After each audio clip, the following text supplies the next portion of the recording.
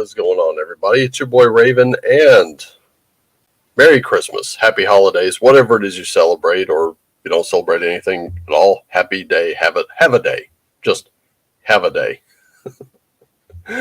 Well, whatever you celebrate or not, just have a good one. You know. Ah, so decided to do a live stream today. I did get a couple responses over whether or not I should do one, and decided why not? Why not go ahead and do one? And just have a great time. Not really a lot to talk about. A lot of stuff kind of fell off a cliff this year. This is going to be the final live stream of 2022 as we head into 2023. I hope you got your cup of coffee or a cup of tea. I know I do. And damn, that Earl Grey is good. And lo and behold, look who's about to join us. There we go. Like, is he about to join us, or is it going to hang up? It took it a minute. StreamYard's been kind of flaky recently. Yeah, so is your mic. You're like fading in and out. Yeah, it's not me. It's StreamYard. Oh, I don't know what its problem is lately. It bothers me, but it's not you. Yeah, it's on my end. It did the same thing to me on the Mead Hall live stream I just did with the tribe, which is a whole different ball of wax there. We had some interesting discussion though, and had a great time doing it.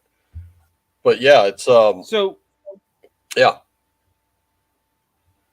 First question, right off the top, since you brought it up, what are you drinking? Obviously tea, but like what kind of tea? What is the tea of the day? Well, as a fellow Baldy would say, Earl Grey, hot. Excellent. One of my favorite things is are you familiar with Tex Talks Battletech? No. I probably should be, Tex but I'm is not. Very southern. Yeah. Tex is very southern, and he loves making English people angry by taking Earl Grey and making it a sweet tea. Get it cold. Well, he and I would get along because I've got honey in mine, so. Exactly. I am drinking because I'm like, I saw you were having a podcast. I'm like, holy crap, I'm awake. I gotta come to Wolfgar's podcast. So I'm drinking fancy coffee, not just black coffee. I'm drinking like caramel latte frou-frou coffee because I save it for special occasions and it's Christmas. There's nothing wrong with that. Definitely. I can't do. I did coffee once this week, and it was because I came in and photo was a disaster yet again, and I am so like I'm up to fucking here with it, and I was like I was already tired. I'm worn out, and I was like, that's it. That's fucking it. And that's when I was like, I'm going full wolf mode, and I grabbed one of these like Dunkin' Donuts bottled, something out of the cooler. And I drank that sucker straight down, and I was just waiting for it to kick in. Once it did, I was like, by this axe I rule, and I'm like, I just read that last night. Yeah, I'm just like yammering at 1,000,000 miles per nanosecond. I'm going absolutely ape shit, and everybody's looking at me like, what the fuck happened to this guy? Where did this come from? Holy fuck, what is this? And I'm just going. And then toward the end of the day, it's like, I haven't. Let me tell you how bad it's gotten. We're supposed to take 30-minute breaks. I haven't been taking those breaks. I've just been leaving 30 minutes early to make up. And then I did take a little 15. I just went outside and vaped and witnessed a near miss accident that almost occurred, and people honking, and I'm sitting there with this thing in my hand going, man, if this doesn't stop, someone's going to get killed, or hurt, or, something like that. It needs to you motherfuckers need to slow down. So Holy shit. so I have a super interesting relationship with coffee. Okay, Yeah, I was born premature and a little hyperactive, right? right, So they were like, the kid's not sleeping, the kid's crazy. What do we do? And the doctor was like, look, caffeine has a soporific effect on the youth. Thin it out with water, put it in his baby bottle, give him some coffee, right? Not a lot, just a little, and it worked, right? And then okay, as a kid, for years, never had coffee. Never had coffee as a kid. My parents had me make them coffee once, or I made them coffee once. I was really good at it. Like right, somehow I took Mr. Coffee, the regular pot, and made it magical.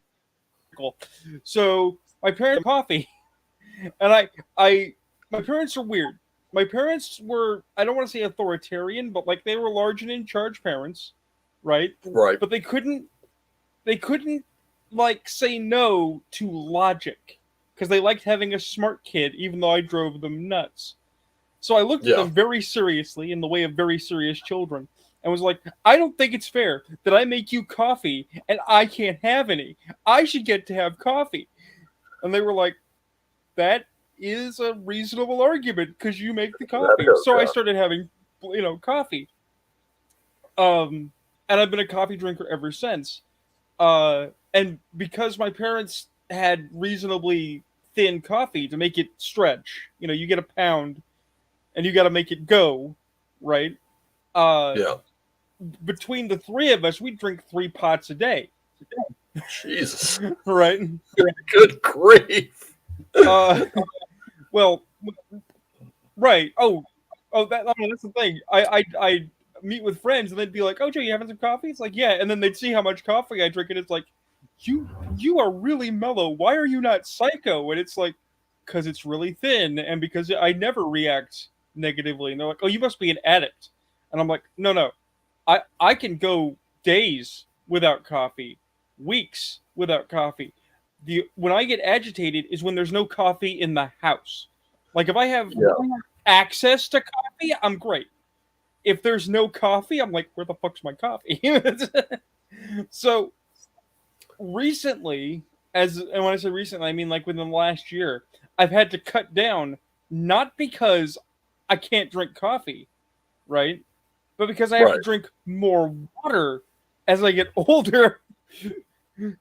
So it's like, Yeah, that's kind of a thing. I mean, like there are people and I hear about this and suddenly I'm like downing bottles of water. But like when you hear about these guys like Hugh Jackman and those guys who get ripped and shredded yeah, for movies, they're like almost completely dehydrated. I'm like I right. can't even read that without like I can't read that without suddenly going, "Oh dear." Like, "Oh no, no, no, no, no, no, no. You can't I can't do it. I can't do it." I'm just drinking water like crazy. It's nuts. But Well, it's one of those things that will happen. And I don't know. I just kind of react out of I guess I don't know. I don't like being dehydrated, and it's been that way since I stopped drinking. Like I used to drink sodas almost entirely. Like you would find me with a bottle of wild cherry Pepsi in my hand and right. drinking almost nothing else. And you know, now that's Well, completely changed. the thing is that I have edema, which is a swelling of the extremities, right? And it's worse if I don't drink water because my kidneys function just fine. Right. So I'm trying to train myself to remember I got to drink 4 bottles of water a day because 4 bottles of water is just about that 6 to 8 glasses a day you need, right? And Yeah. it comes Or pre-packaged I so I can measure it properly. yeah, that's about a gallon of water per day. You just don't want to drink it at the rate of a gallon per hour. That'll rob you of Yeah, electrolytes no, and no, actually no, kill you.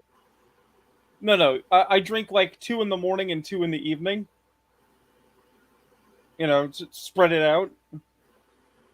And in between, I'll drink coffee and I have a rare soda and stuff. Because I believe I mentioned I was sick earlier this month, Yeah. right? And I think I figured out what happened. It wasn't a cold. I don't think I didn't get the COVID. I think I actually poisoned myself with diet, Ooh. which sounds stupid, right? The thing is, Right. I was eating a lot more greens because greens are good. You got to get your veggies, right? But I'm not a big fan of ranch. I'm not a big fan of Thousand Island except on a specific kind of sandwich. I'm not a big fan of a bunch of weird salad dressings. I like balsamic vinaigrette, right? I Oh. didn't realize balsamic is 12% of your daily sodium.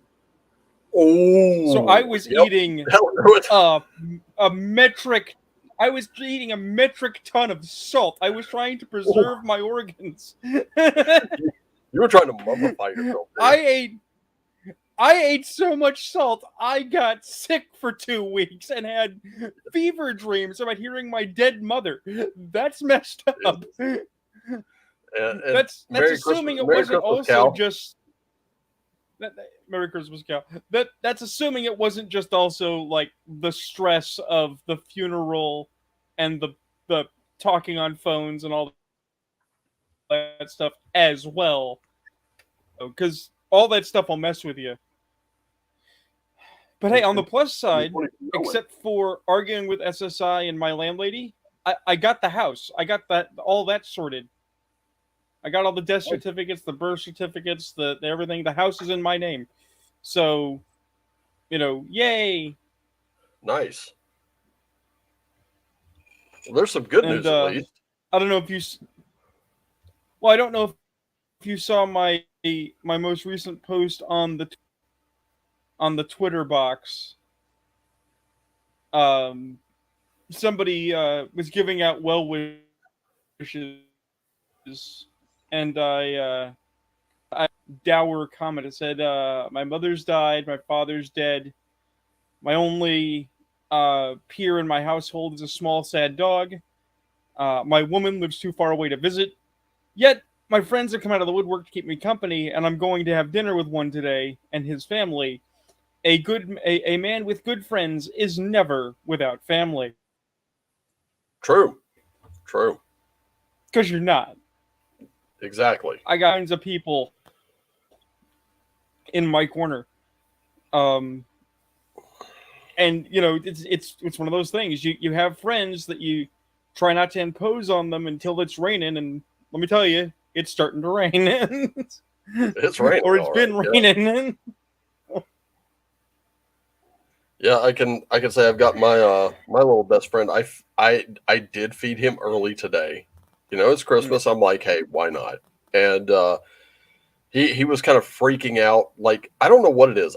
The minute I wake up, he's like, food, food, food, food, food, food, food, food, food, food, I food, food, food, food, food. And I'm like, it's 5 a.m.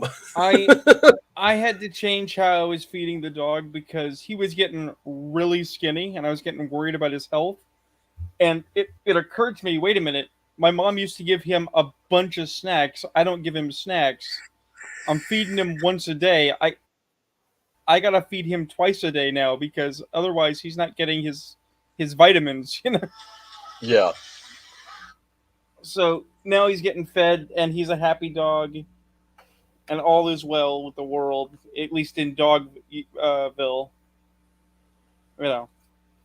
By the way, Uh, I want to bring this up since we will be talking about some tabletop RPGs today. Just got word yesterday. This game has gone silver on Drive Woo! Thru RPG. Woo! Congratulations to Miguel and Sylvia because this is one of my favorites of the bunch. I love this game. It's awesome. And the fact that this just went silver is that's a milestone. And we like I D&D 5e. We love milestones. I So, I freely admit I am more interested in Fists of Iron, or what is it, Knuckles of Knuckles of Fury, Steel. Knuckles of Steel, than just raw exploitation. But I mean, I appreciate that someone out there did a game that is all about the dirt 70s. Yeah, Um, I love that. I love it. matter matter of point matter of point. Let me tell you a sad tale. Um, Onyx Path Games, the guys who do New World of Darkness, Yep. did a series of books called Dark Eras, which was the world of darkness in different time periods, right? And Great concept. first they screwed us. The golden age of piracy that was supposed to be werewolves and mages, right? They made mages and geists. They cut werewolf out of one of its eras, which I thought sucked, right? Jesus. And what they did with it was not very good either. They spent many pages talking about the plight of Maroons, the indigenous African slaves who rebelled, right? Mm. And not about the practice and difficulties of being a pirate. The thing that you really should focus on in a piracy section. Yeah. But I was still jazzy because they were doing for Werewolf the 1970s in Detroit, the Motor City in the 70s for werewolves. That could only Oh. be awesome, right? Yeah, but I bet they found a way No, to ruin it. no. They didn't do anything with it's the most superficial, empty chapter. There's almost nothing in it. It doesn't talk about the drug culture really. It doesn't talk about the organized crime. It doesn't emphasize the crime noir feel. None of it. None of it at all. It's really disappointing. Well, I mean, the And Rexploitation doesn't just cover the 70s. I mean, it covers 70s and 80s. And if you're like me and you kind of grew up during that time, you could even stretch it into the 90s. right, because Like you you could really do could. well because you could do everything from Shaft, like Mad Men, to sort of what happens when those characters are now older people in the 90s surrounded by like grunge kids, Or matter of better fact, yet, before my since mom it focuses primarily on like grindhouse films, I argue that didn't stop just because the grindhouse theaters, those kind of seedy back alley theaters, shut down. right You could go direct to video. There was plenty of direct to video oh yeah type of settings. Like, I mean, I can't tell you, and I have some of them on my Plex server. I'm sure, like Stein, I pulled him and Firefay into it, and I was like, look, if it started because of Office Space, I was like, if you haven't seen this movie, you've got to see it. If you can't find it on any VOD, go to my Plex server. Here's an invite. Just borrow it digitally, I mean and there are tons of these like cyborg sci-fi action. I mean, totally cheesy movies sitting in my Plex server right right now. I mean proof in action. Before my mom died, when she was having better days, we spent some money, right? And I got my mom both the television series and the collected films of the Rockford Files because she loved James Garner, Right. right? So mom and I watched the Rockford Files. I sat in her wheelchair, she laid in bed, we watched Rockford. It was great, right? But that's mid 70s through to like 89. And the character ages with James Garner, who was working himself to death, basically. Right? That's it's Rockford's a little cleaner than a Rexploitation session, right? But you could still But you do it. could you could very easily make your own version of a smart talking private detective and just follow his career for almost 30 years. And like And now Night Shift even we have follows that Wretched kind of. Darkness, which just weaves in real nice. Yep.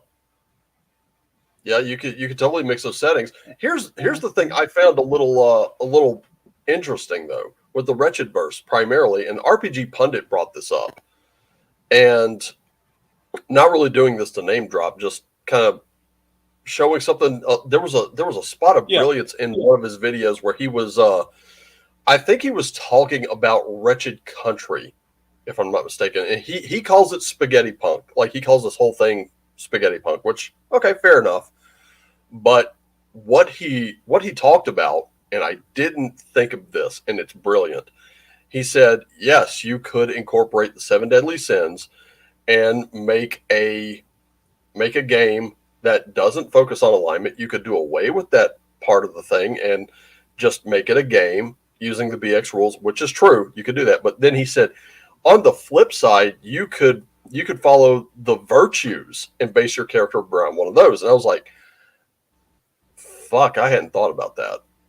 And I got to thinking about it. I was like, for one of my campaigns or for one of my settings or whatever, whatever I come up with, what if instead of like, for Wretched Space, I'll use that as an example. I got a character which I've been leaning on those rules for this character that I've been kind of playing in Second Life a little bit. We've dropped some Chalt mythos in there too, and right now his sin is gluttony because he's an alcoholic and he's a drug addict. He's very flawed. But what if you took that character? What if you flipped it over and like he didn't use that stuff? Like a lot of his smuggling operations, he's still like one of the best in the business. But imagine how much better they would go if he weren't on the drugs, if he weren't on the booze, and that happens when he's running your cargo from point A to point B in the universe there. What if he just like swore it off and he was still the ornery curmudgeon he is? He could be the Harley Davidson, not the Harley Davidson, but he could be like more like Marlboro, because that's kind of the personality I've modeled him after. Was like Marlboro and Harley Davidson and the Marlboro Man without the charm. Well, I don't like actively disagree with the thesis of the Red Room, because sometimes it's fun to be a piece of shit. Oh, it is, yeah. Just no question. Sometimes it's fun to be a monster. Sometimes it's fun to be a jerk.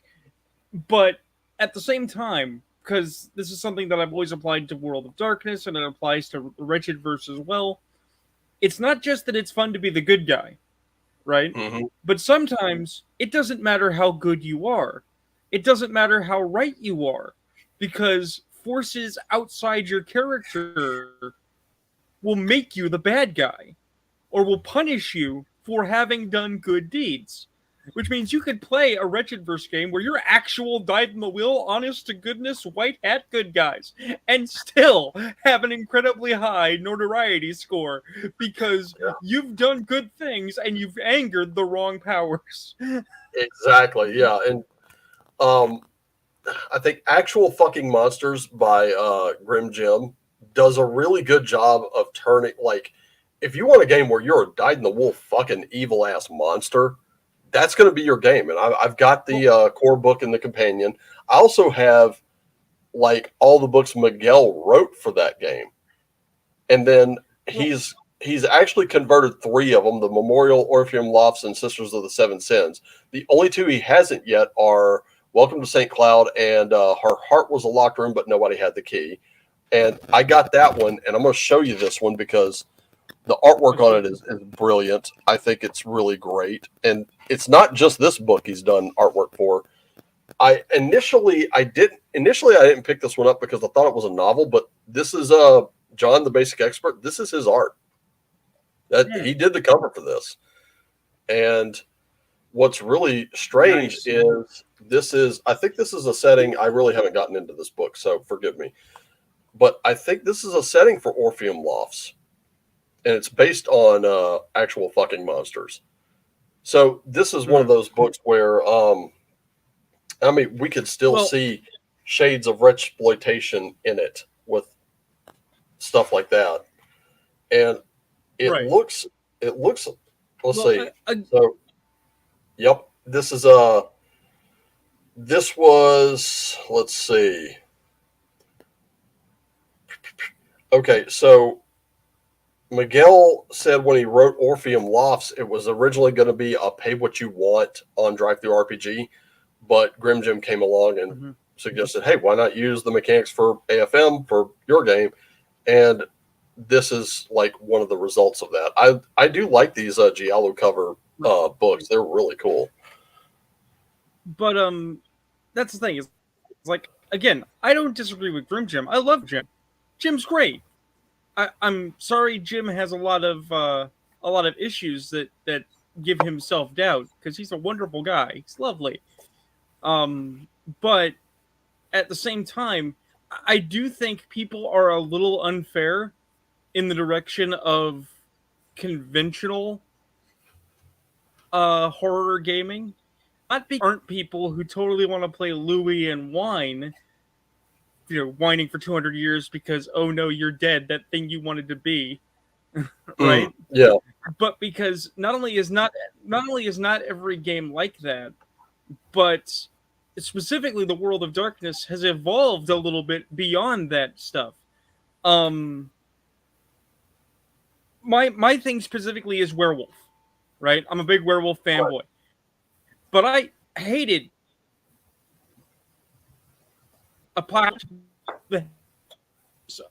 these eco terrorism, right? Because corporation bad, save the planet good. But the abject stupidity of the Guru, right?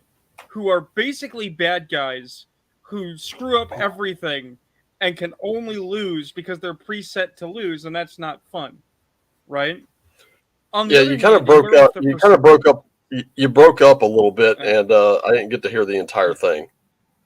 Well, you also went to swirly for a minute, but you back. So I was saying I'm not a big fan of Apocalypse, right? Right. Where the Guru are stupid, and you're an eco terrorist for God because corporations bad, save the planet good. Very 90s. Okay. Yeah.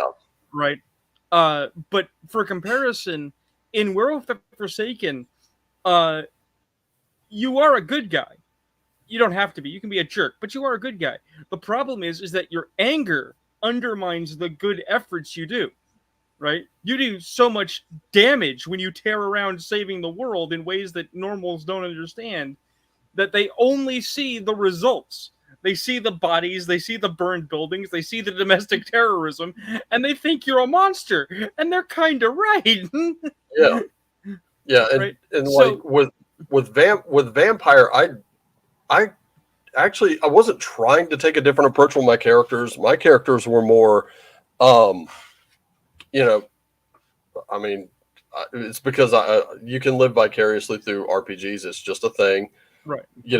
Like I can't sing, so it kind of, I'm a little excluded from this group. I wanted to be a rock star as a kid. I looked up to people like Eddie Van Halen and Dave Mustaine. Those were my guys there, man. Those were the guys I was like, man, if I can't be a singer, I would love to be a guitar player. Turns out I'm good at neither. So so I was like, okay, well, RPGs. Here's Vampire the Masquerade. Hey, maybe I could be a rock star here. And one of the things that created the conflict with my character was his desire to be a rock star, because once he got turned, it was, you have to live in the shadows, motherfucker. I've got a career, I've got a band, and I'm gonna do it.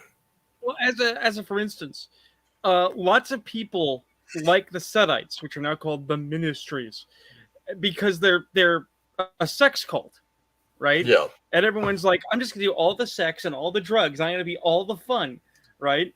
But the thing is that that's a player decision based on the most superficial understanding of that clan, right? Yeah. When their actual thing isn't just corrupting other people. I'm gonna corrupt people because I'm a jerk.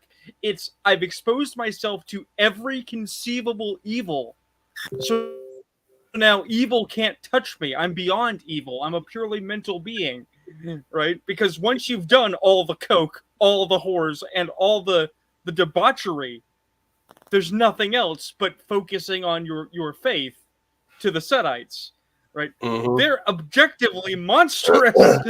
There's awfulness out there.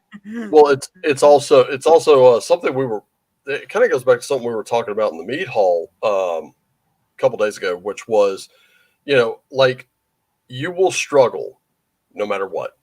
And it doesn't matter whether it's your fictional character or whether it's you. You're going to struggle. Just because you don't struggle financially today doesn't mean you're not going to struggle somewhere else. You know, this happens all the time. You watch it. This person struggling financially, and they've got a small circle of friends and family. They get money. They're no longer struggling financially. Now they got an even bigger circle of people. And it's like, uh-oh. Now, how do you whittle that back down to just the friends and family who were there from the beginning, the people who were ride or die from the start, you know, without seeming like a complete asshole? And it's like, well, you really can't. And then you've got these people, they're not struggling financially. They're not struggling. They don't seem to be struggling in any way, shape, or form. And they are just blowing themselves out, you know, just quaffing everything they can possibly just ingest, every kind of chemical experience, every sensation that humankind has ever been inspired to have, just indulging every desire to near compulsion. And we wonder why some of these people who started out so great turned so bad. It's like, because now it's like, how can I put this? Okay, say you're a kid, right? And parents are always telling you, no, you can't have that. That's not good for you. You have to eat this. Over time, you kind of develop that sense of, okay, I'm not supposed to have that. I'm supposed to have this. This is better for me than that. But you can never explain why. Then one day you're sitting there and you realize, wait a minute, hold on. I make my own money. I buy my own groceries. I can do whatever the fuck I want. And you start to indulge in something, you don't see where the problem is, you overdo it, and now you're starting to see, because there are adverse effects, why you weren't supposed to do that in the first place. It's the rich kid in the candy store. You know, that kid's like, I'm buying this whole store, everybody out. And now they're eating all the candy. Well, you know, they're drinking all the soda. They're doing it all. Well, I'm not specifically bringing up something political, but there's a political component to what I'm about to describe. I recall a conversation a while back. People were saying that it wasn't fair, right? Mm-hmm. That we didn't have national health care, right? But gun owners got to keep their guns, right? And people were being stupid because they were well, the thing is that people were being stupid because they were equating two things, right? Now, I don't care about gun ownership, but I do care about health care, because at the time my mother was a very sick woman, and I would have loved to have had more help, right? More medical. And I said, look, the nature of this problem is you're saying your guns are more important than my mother's life, and you can't find a compromise between these two extremes, right? And people got in my face. They were literally like, well, it's not my fault your mother's old and dumb. It's like, oh, that's nice, right? And somebody looked at me and said, I don't understand why you're so angry all the time, right? And I've had that attributed to me as well for RPGs. People are like, why are you so angry?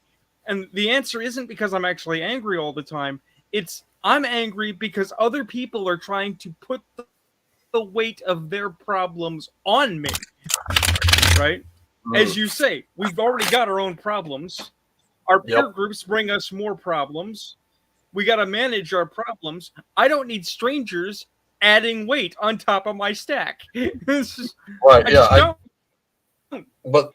here's the thing. It's I don't know what I do. But here's the thing. It's our individual choices are going to define exactly what our struggles are at some point, and we do have to admit that. Like, personally, if I don't I walk to work, it's 2 blocks. There's no reason for me to drive. Trust me, there's no reason to drive. Not in this area, unless I have to carry a bunch of stuff, or I need to go out a little further than or inclement weather or something like that. There's no reason to drive for me. But for someone to tell me that me getting into the car and driving is a terrible thing because their fear of the environment, which, let's face it, if I'm going to be lectured to about how sea levels are going to rise and it'll swallow uh, every bit of coastal property in the next 10 years or whatever the bucket prediction is this time, by people who are actively buying coastal property, I'm going to consider the source. I'm just going to Yeah. consider the source. It's like, I've done my part. Well, no, you need to be taxed. No, I fucking don't. Back up. Well, it's You need to well, give up your guns because this reason. No, I fucking don't. If you try to come take them, it's not going to be a good day for you. well, Just letting you it's know, you might want well, to pack a fucking artillery. it's like this conversation you and I have been in this last week. Speaking of Mhm. things that have fallen off the back of the truck, um, you've obviously made your position very clear, but why not share it on stream? Where people are like, well, you need to have safety tools and you need to make us all comfortable because fantasy racism is bad. And it's like, one, fantasy's fantasy, and two, no, you can't force my table to have your safety tools. No, And what's not at all.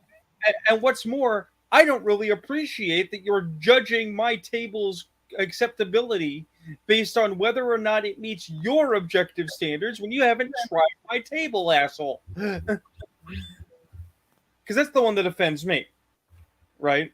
I don't know if you saw, but Yeah. we've been talking about this video. We've been talking about this perspective where red flags. One of the red flags is if you don't have a session 0, your game must be evil and dangerous.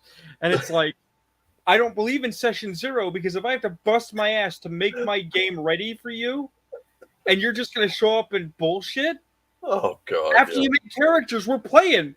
I don't need a session 0. Let's go, right? And I'm sorry, but if somebody walks up to me and says I'm just gonna walk because you don't have a session 0, it's not even I don't want you there. It's how dare you. Right. Actually, for me, it's if you're actively pissing and moaning about shit like that, and let's just be clear, the whole session 0 thing, uh, the I have actually done that to an extent, but they were all they really were one shots to get a couple people ready, which the everybody else who was like, I'd love to play that, and then they bumped out because they're like, well, I got school, I got this, I got that. I'm like, fuck, nothing kills it like real life. But I've actually done it, and they both had fun, and we did the exact same one shot for both people. So Well, that's the thing. what makes it really weird though is that the session 0 and safety tools were actually created and promulgated by I can't remember her name now, but she's active in the BDSM community. It's like, right. describe to me one moment where I'm going to chain one of my players to the table and start spanking them. It's not a thing. Where in the bedroom where you're practicing that makes sense. So at a table, it does not. It's stupid. So two things. The first is that I have played with Session 0 as an administrator, but those were for LARPs that were 20 to 50 people starting a new BSS. You need to have a solid shared groundwork of understanding at that size. Yeah. Right? That requires a business meeting. Yeah. But the other thing is that this is why I tell people I can't watch D&D horror stories anymore. Oh. Some of them are funny. Some of them are fun. Yeah, some of them are. Yeah. But I can't tell which ones are fake anymore. And the more I hear, the more often I think they're fake. Right? Yeah. We played with this DM for 6 months, and he sexually assaulted us, and he was a racist, and we couldn't get away. Why? Because the gaming police were gonna kick in your door on ropes from the SWAT team, and we're gonna make you play with a gun to your head because none of you had the gumption to pick up a book and say, "I'm a DM. Let's get rid of this guy." Yeah, is that the problem? Like I've heard some of those stories where it was and I've heard both horrible players and I've heard a few of horrible DMs. And the horrible DM one that I remember was one guy who The player was telling about this, and the gist of it was he was playing a character who was distrusting of Yuan Ti characters, and he was also blind. Right. So he's kind of doing his daredevil thing with his character, which I thought was kind of cool. When the concept was described, I was like, yeah, that sounds pretty cool. And then when he when he became aware of this Yuan Ti character, he made off-color comments about it. Right. Of course, the DM approaches him. You need to apologize to that player. You need to apologize to the group. You need to do this. You need to do that. Basically, enter a struggle session. So he actually had the contact information for the rest of the group. He contacted all of them. He was like, "Did this make you uncomfortable?" And they're like, "No. Who the hell told you that?" And he was like, "Well, our DM told me that this was the case." And they're like, "No, fuck him. No, that's bullshit. We completely get it. This comes from a character point of view." So he goes back to that DM. And he's like, "No, you're lying, and no, it's not going to happen.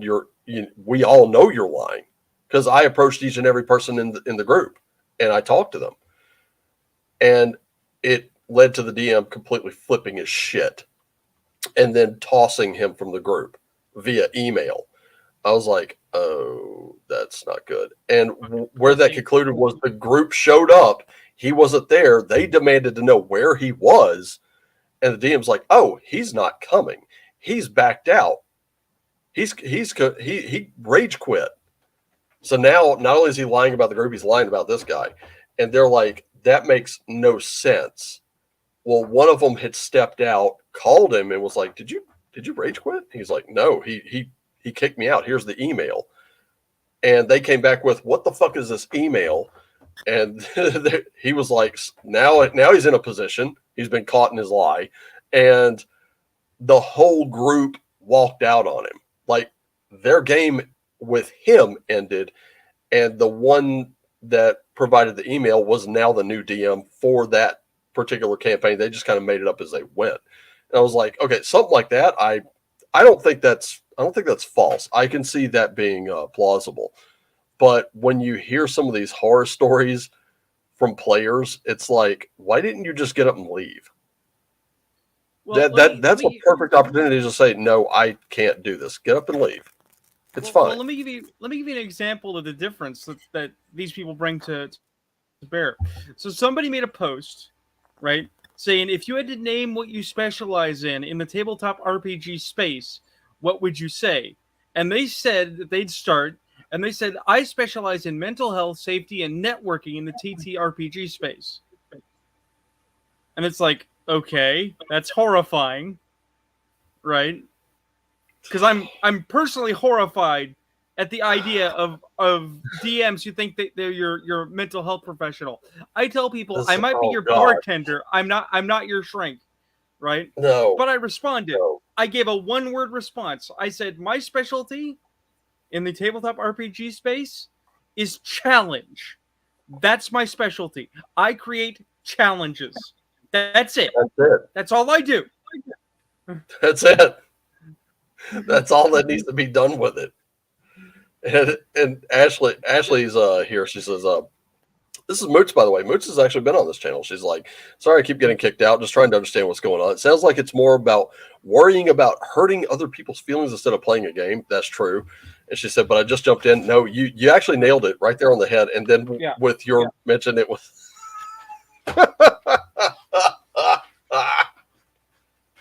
Oh man, yeah, it's like that.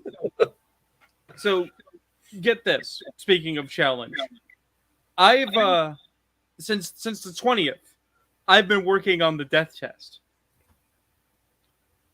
It's completed. Oh really? It's ready to go.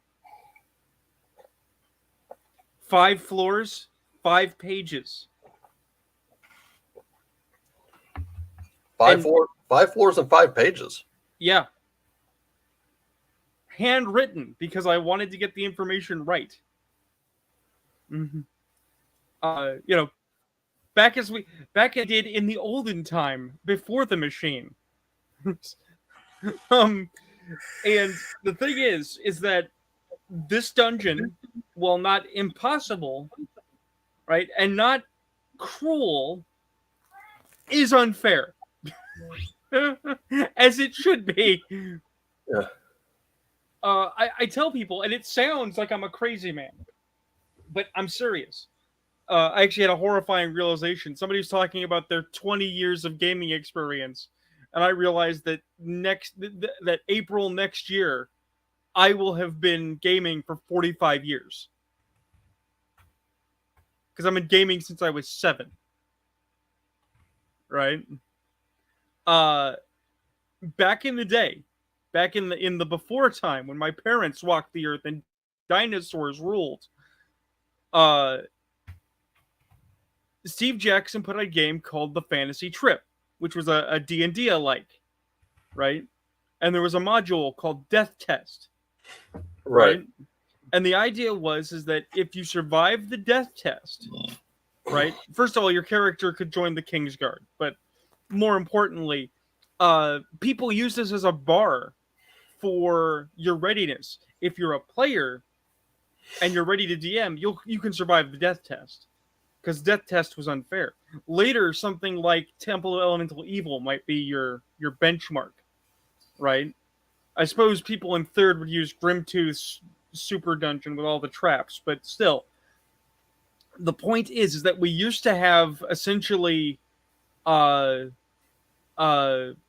of passage for gamers, where we were like, yeah, no, you know everything there is to know about being a player. You are ready for the deeper mysteries, right? Yeah. And about once a year, roughly, if people are into it, I run a death test. I run an unfair dungeon. I say, okay, guys, let's go dungeon crawl. See these training wheels? You see all these nice things I've been doing where I'm like mellow? Ha ha! And I just throw them off to the side and I make something mean. You're not in a mortuary. Welcome to hell. Look, you're not in this. I'm not in this dungeon with you. You're in this dungeon with me. Yeah, I mean, look, even now, some companies who produce games, I'm going to name one, have not lost this. This is not a lost art. Play Dungeon Crawl Classics. They have something called the Meat Grinder.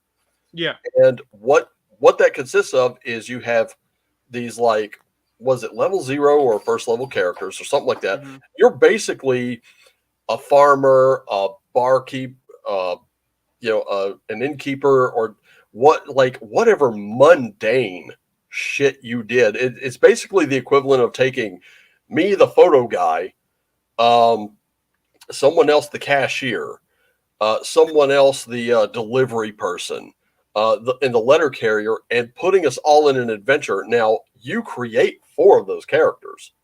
Right. And then you run them through this mission or this dungeon crawl or whatever, and you come out with maybe 1 or 2. Oh, you want the others have died. Oh, you want the fun. My friend Moody, we're going to run this Monday. My friend Moody put money on it. Oh, yeah. So get this. The players get $20 per player that survives. Okay, so you get multiple lives, but if one of them lives, you get $20 or a $20 equivalency and a gift. Right? I get $10 per corpse. Nice. He's betting on the players, obviously.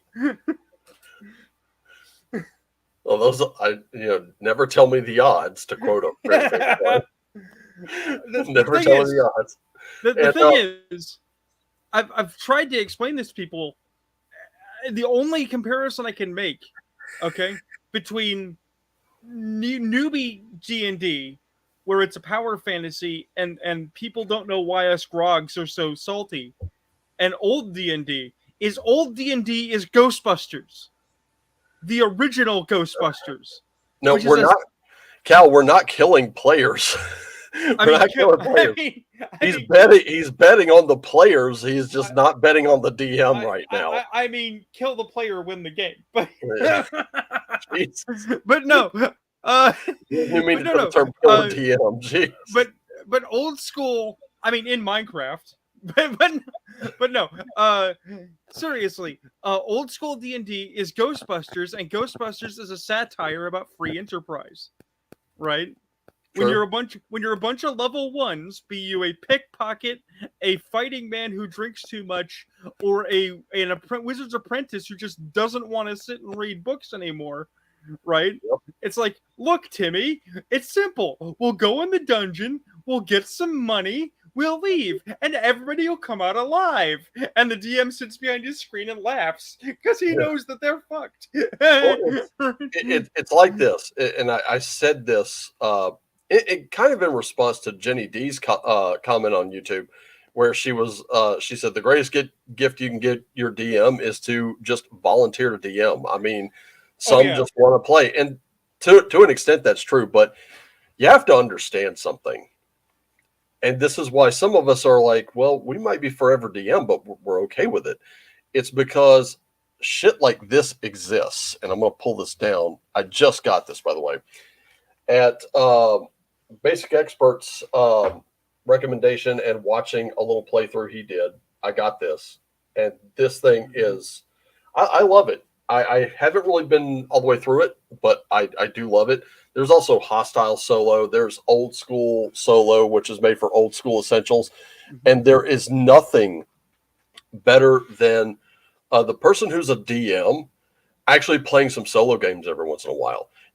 Maybe you can like level that character up. You could create NPCs that way. It's one of the best dungeon master tools or game master tools.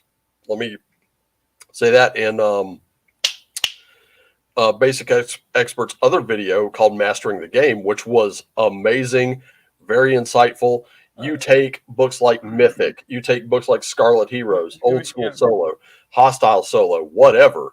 You play those solo games, and then you have NPCs you can run in just about any game. You can learn any game system that way, and that makes it a lot better. But that's when, more than anything, that's for me to scratch that I want to be a player itch. But so, Cal, that was the Scarlet Heroes book that he was flashing. Oh yeah. Here, I'll pull it up again. Here, boom, shakalaka. Because that reflection apparently was difficult. Thank you, Child of Ash. Sega D&D Warriors. Yeah, Warriors of the Eternal Sun. I think that's on Steam. I think I actually have that installed. I never did get to play. I played a couple of I actually had a disc of, it was Baldur's Gate, and I got it from Walmart way back in the day. And we're talking like Windows 98 days. So I really never got to play it much. It was kind of fun. But I got it because I had nobody to play D&D with at the time. I've got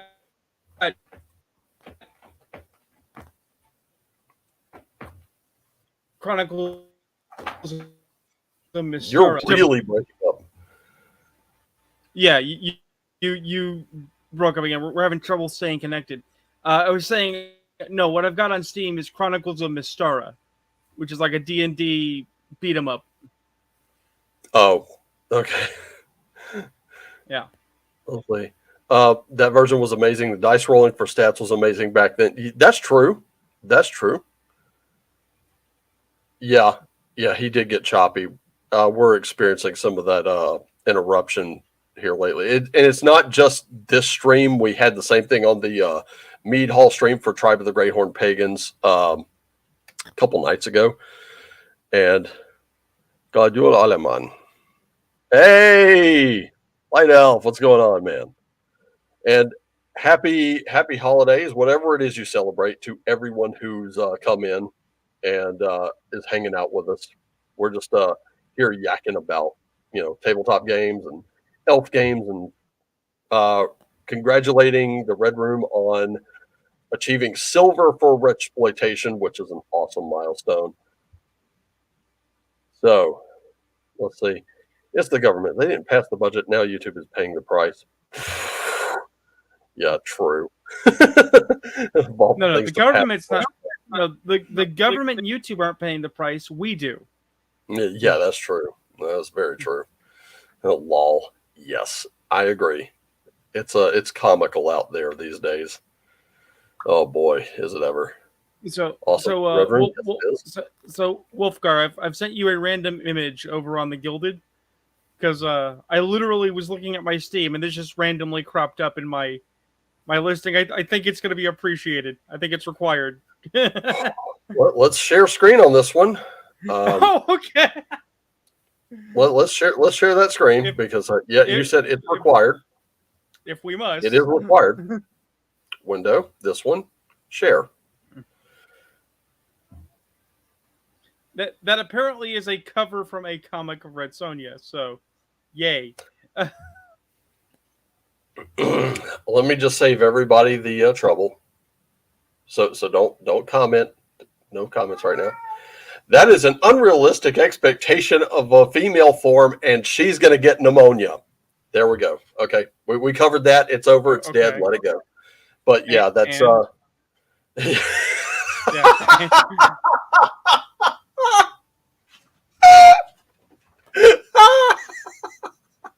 yeah, and yeah, I agree. And I'm going to Look, say this. I think it was look. red. Was it Red Nails where Red Sonja appeared? No, that's Valeria. I'm sorry. I'm getting my female characters mixed up here. But Red Yeah, no. Sonja was Yeah, Red Nails is Conan. yeah, Red Nails was Conan. And I'm going to say this: if you've never read the Robert E. Howard stories, it's time to. And when I posted by this hammer I rule the kingdom of photo on Twitter. As a matter of fact, I'll pull Yep. it up because it was funny, in my Well, opinion. well, If I I mentioned that earlier. I actually read by rule last last, I think we last lost night. him. I read this by Oh, this axe I rule. oh, okay. Is it chopping up on you again? Yeah, Okay, here we go. We're gonna share that screen. Window. apparently. Hey, hey, hold on a second. There we go. This one. I found this rubber mallet and I was carting Okay. it everywhere. Like I was pissed off at the state of photo when I got in. I got in at noon, y'all, and photo was awful. And here's what Cal had to say: you can't get pneumonia if you're a vampire, though. That's true. She is kind of pale and covered in blood. I'm just saying. No, But I yeah, mean you can. You're just a carrier. right. But I did post by this hammer. I rule the kingdom of photo, and I have to explain the alternate title because I said this at work, and I have no shame of it. And it was the day the regional VP was coming in, and I said we were all kind of sharing our little takes, and they looked at me, and I went, "I'm ready to start asking people if they like Huey Lewis in the News," because I was just that frustrated. This was now it's. Do you like the works of Robert E. Howard? It's like I wish I could pull a book and show that, and we just lost him. Damn it! Shit. There we go. Of course you were. Yeah. Well, I've already said I'm about to make some sweeping changes to photo if I can. Because let's face it, we needed some organization in there, and nothing I was saying and nothing I was stressing about was working. So I was like, okay, well, I guess we're just going to have to put it, we're going to have to do some things. So, yep. Do you like the works of Robert E. Howard? I find with Red Nails, he really hit his stride. You know, I'm going to come interested in a fucking raincoat. Lay some newspaper down very neatly on the floor. Oh yeah, I think that's gonna go really well with corporate. I don't care. Fuck them. Uh, yeah, I was just like, do you have you read the works of Robert E. Howard? We'll do an ASMR that way. Yeah, do you like Huey Lewis in the News? I do. You know, I don't know. Maybe he's just too darn loud. Oh, what do we got going on? I don't know what's going on with his internet, but apparently it's a thing that's going on. Now I'm just fantasizing. That's what I do. That's what makes a DM. DMs do that. We daydream, we fantasize, and then we take the best shit out of it and we put it on paper or something. What is he doing? Oh boy. Oh, he's about to settle in the sunlight over there. Check him out. He's looking over at us like, "What the fuck do you want, human?" What? You want to come on camera?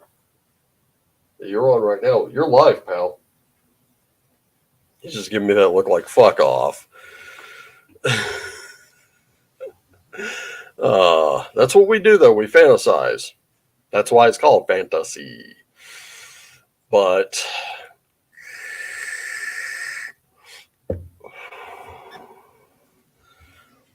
I think he's about work. Well, that's what I do. I fantasize. Eventually, I'll probably put that into one of my campaigns somewhere. Do you like the works of Sir Robert E. Howard? I never put it in. I don't know. Wretched New Flesh, maybe. Who knows? Maybe a Biopunk game. I don't know. By the way, last night, some people know this. I got Neverland as a Christmas gift, and I was flipping through it, and I was like, "This is amazing."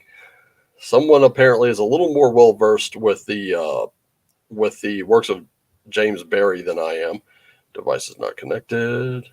Well, let's add him to the stream anyway. He's getting connected. Shut up. Nah, never. No, never. Oh, there we go. Finally got you.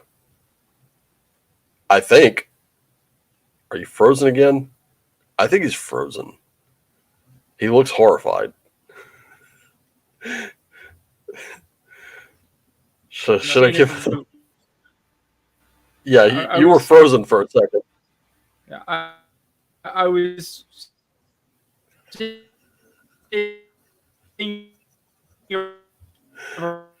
Yep, you were choppy as hell. Dr. the Chopper. Moots, I'll tell you how she dealt with me. She dealt with me the same way everyone does. They just kind of dabble in my little bit of crazy sometimes. That's all I need. That's enough for me.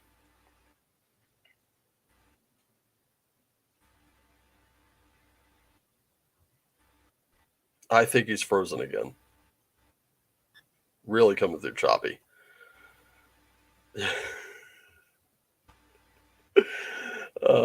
Oh, there he goes. Not a stable internet connection, unfortunately.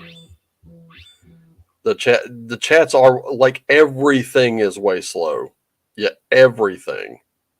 Everything with YouTube has gone absolutely sideways. The good thing is, and I don't know how to add this functionality just yet, is Rumble also has live streaming. As a matter of fact, let me look at Rumble real quick because I can go live there. I can also do private videos on Rumble now. So that's something I found. I was like, great. If YouTube ever goes down, I will do stuff from Rumble and just have it that way. Yeah, chat everything right now is way slow. I don't know why. There we go. All right, how are you looking now? I mean, can you hear me? Do I sound good? Yeah, you're good now. Yeah, I started and I closed up a bunch of stuff. Oh, okay. Yeah. StreamYard apparently is having negative interactions with other programs that it thinks are using my mic and camera. Oh, no. Even when they're not. Jeez. Yeah, that's been an ongoing series of issues, really.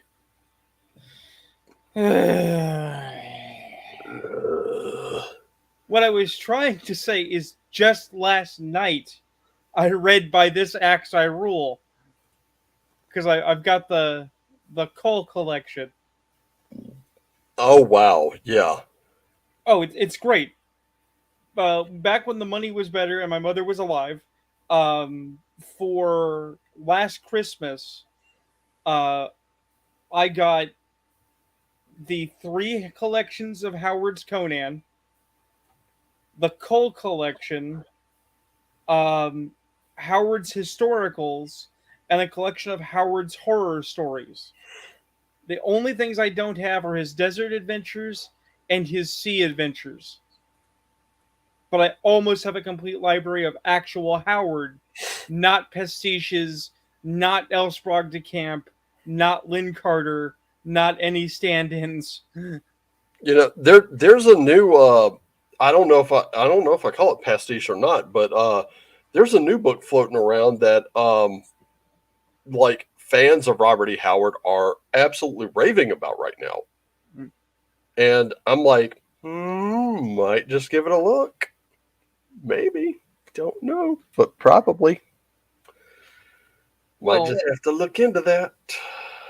Oh, I also have his Solomon Kane in the same collection, which is Oh, its own. Solomon Kane was cool. I do like some of those stories. It was just a little strange to me because there were times you'd see Conan come through Solomon Kane. It was kind of weird. Right. It's so different. I've also got Brack Mac Morn, which is also very flavorsomely different. Yeah. Even though it has ties to Cull and to Conan. No, I didn't know it had ties to him, but that's one I've heard of, but I haven't looked into it. Brack Mac Morn is the last pagan king of Ireland fighting the Romans. Now that I can dig. And there's a short story where the Picts summon Cull of Volusia to fight for them in a single battle. So the connections are direct. Yeah. But no, what's actually interesting is I had never read Howard's horror stories. And not only are they progenitors of what we would call Weird West, right? But it is clearly the source of where people get their presumptions that Howard's a racist, right? And it is so wrong. They have totally missed the point. Howard's not a racist at all. Like, you know how people are like, Lovecraft was racist, and Lovecraft was actually phenomenally racist for his time? Yeah. Howard's not. What Howard did was he made stories about the Deep South and its post-Civil War anxieties about the recently freed African population, right? And use that as a framing device both to explore occult horror and to explore like a psychological component to horror, right?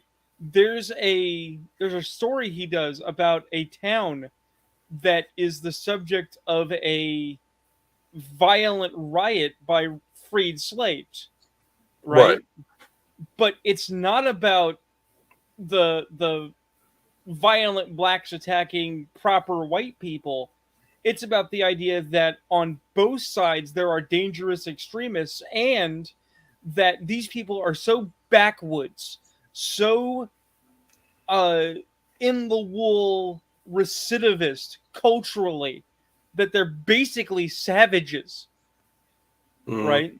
And when you think about it, that is at least in part the South that Howard saw as a young man growing up, because, you know, again, his Texas was the last era when you had Native Mexicans living as Native Mexicans had for hundreds of years before that. It was the last of a frontier that was being supplanted by modernity in the 20s, right? Right. So just like how Lovecraft talks about the inbred New Innsmouth types, right? You've got Howard basically talking about Hatfields and McCoys as one step removed from cavemen with rifles. It's amazing. Yeah. Which I actually picked up really inexpensively too. I picked up Howard's Complete Weird Tales, which mostly focused on Conan, but also had Solomon Kane, Mhm. and they collected all these and just kind of put them together to show you like a transition from Solomon Kane into Conan, and it ended with Red Nails, which I thought Red Nails was amazing.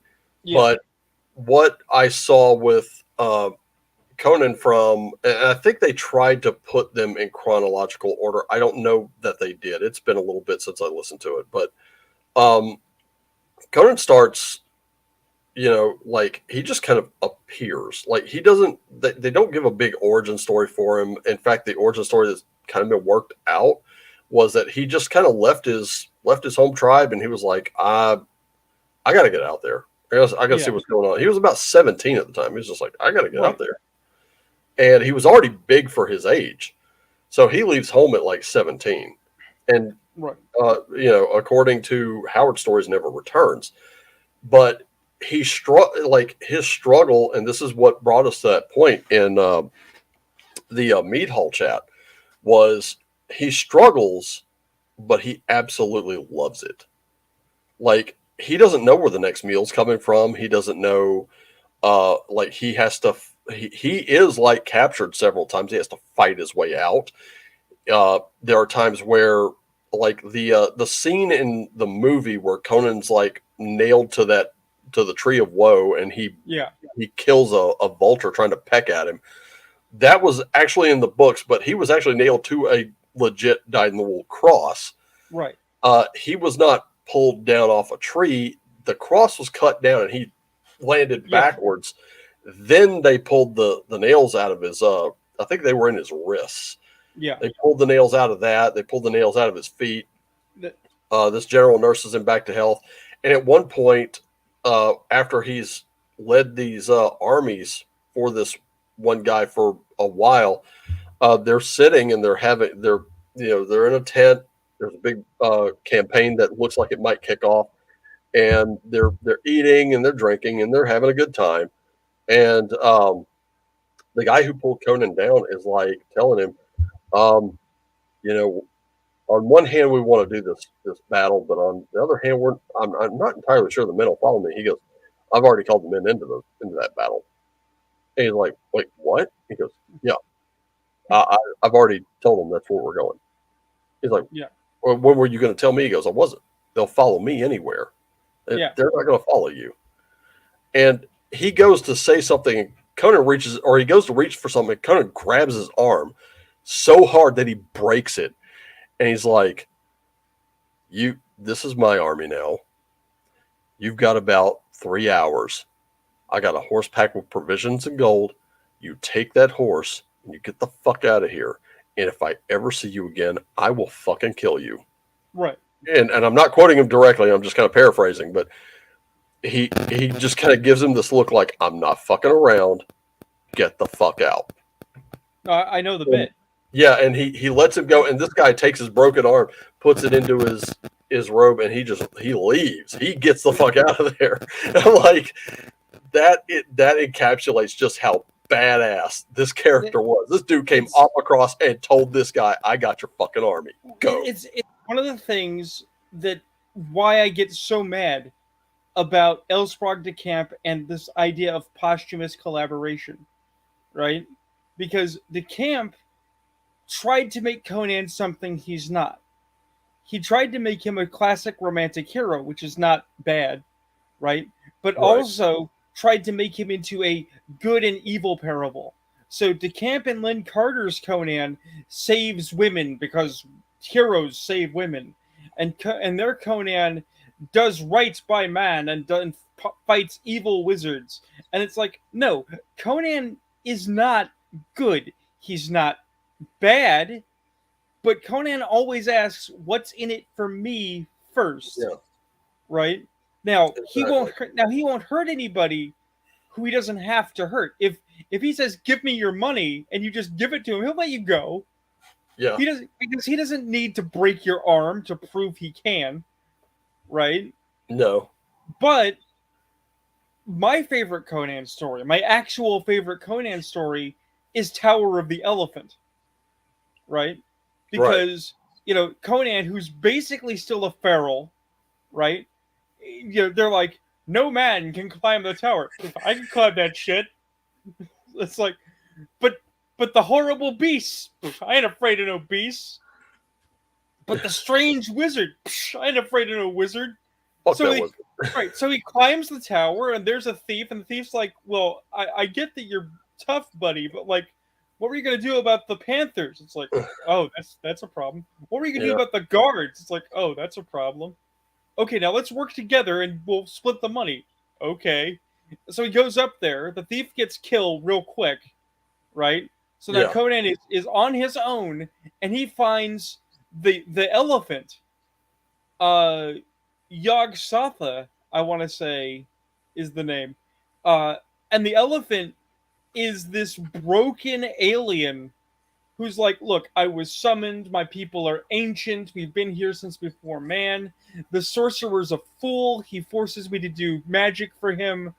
Please, if there's any kindness in your barbarian heart, kill me. Put me out of my misery. In And this shit, yeah. right, and Conan is both horrified because his brain is like, magical beasts, Yeah. right?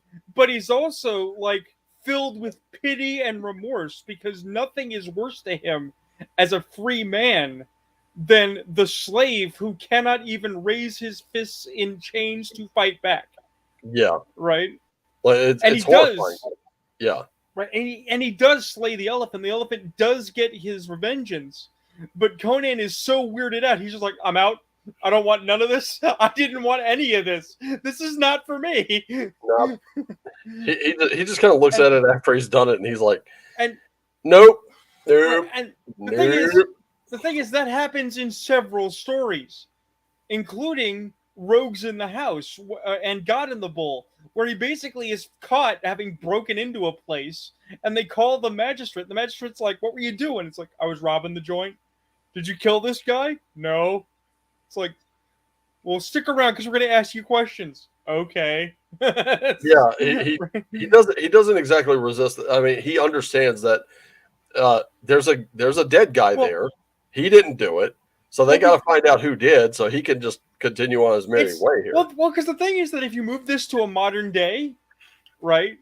It's literally the gangbangers staying in there going, man, look, you pick me up for the dime for robbing the place. I did that, but I didn't kill that dude. Yeah, exactly. Because he knows that the dime for theft is 5 days in the poke. But the price for murder is death. Yeah, and like even with like this is why I love this game, Four Against Darkness. I love this game because not only is it a solo game, but you could play it cooperatively if you want. But the reason I love this game is, and to me, it's a little bit of an oversimplification, but the barbarian, when you get to classes here, a barbarian adds to his attack rolls, blah blah blah. But here's the thing: barbarians cannot read and therefore cannot use scrolls or gain any benefit from a book or other written material. They do rage attacks, so that's there. Let's see. He may grudgingly accept healing from a cleric since that's technically not magic but divine favor. And generally, the barbarian in this game is illiterate, which Conan wasn't. But they're also very suspicious of those using magic and those who practice it. So I do have a wizard in the group of 4 that I made for the game, but my barbarian, who obviously leads the group, is like, I don't trust them, not one bit. They use magic. That's weird. Well, one of those things I'm always trying to convince people of is how nerfed the 5e barbarian is. People are like, what do you mean? 5e barbarian is a murder machine and he's a berserker and he does all this. It's like, yeah, but the first dead barbarian has fire making, and people Yep. are like, "What? How is that a power?" And it's like, dude, he's not. It's not just he makes a fire like a Boy Scout. It's he knows how to clear land with fire. He Yeah. knows how to hunt with fire. If a Yep. barbarian sets stuff on fire, it's freaking set on fire in any weather condition, He with is anything. the he is the embodiment of we need to napalm the area. Right. It's that simple. He is the embodiment of whoosh. Well, because the next step is people are like, oh yeah, well, what else about the barbarian first set? I'm like, followers, and people. I don't think people realize how many followers we're talking. It's like, well, fighters get followers. Yeah, fighters get 5 or 6. Yep. And then Barbarians get an army. yeah, barbarians get an army. It's like, well, what's the army following you for? Reputation. Yep. You don't pay those guys. They showed up because you said, "Come here and fight for me," and they And said, they know you're if you're they know your barbarian is a man of his word. They're "Oh yeah, ready to die for that dude. oh I was in a game, where we were mercenaried out to a city, and the state that ruled the city decided to screw us, right? Yeah. They sent us to the city under false pretenses, promising a princely sum, right? Only for us to discover that we were underfunded, undersupported, no reinforcements were coming, and the enemy was not only at the gate, but was going to overcome the gate. And they knew that we would fight to the last man, because barbarian army, right? Yep. But their plan was for us to all die, right? Because then you don't got to pay your mercenaries if they're dead, right? That's true. Yeah. So I did a dirty. I cheated. We got the wizard, and I'm like, you do alchemy, don't you? And he's like, yeah. And I'm like, you're gonna make me an explosive, aren't you? And he's like, what? It's like, you're gonna make me a big explosive. And basically, he made me gunpowder. Oh, nice. Right. Very So cool. we opened the gates.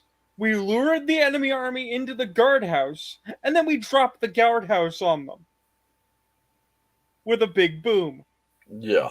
inflicting massive damage to the city, but breaking the army and winning the day. Then we marched on the capital city of our employer and said, hey, you're going to pay us, right? And they screwed up because they tried to stiff us and say, we're taking your payment as a bill for the damage you did to our city.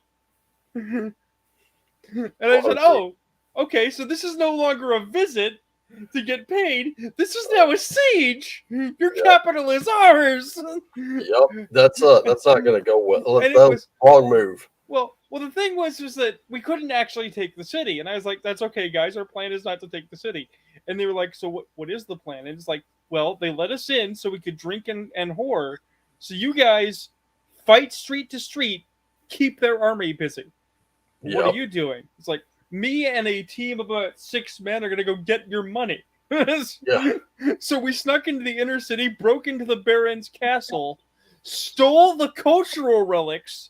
We literally stole the armor and spear of the city founder, right? Oh, no. And we said, hi, you're going to give us your money now, right? Or we're going to kill you in front of your harlot. Yeah.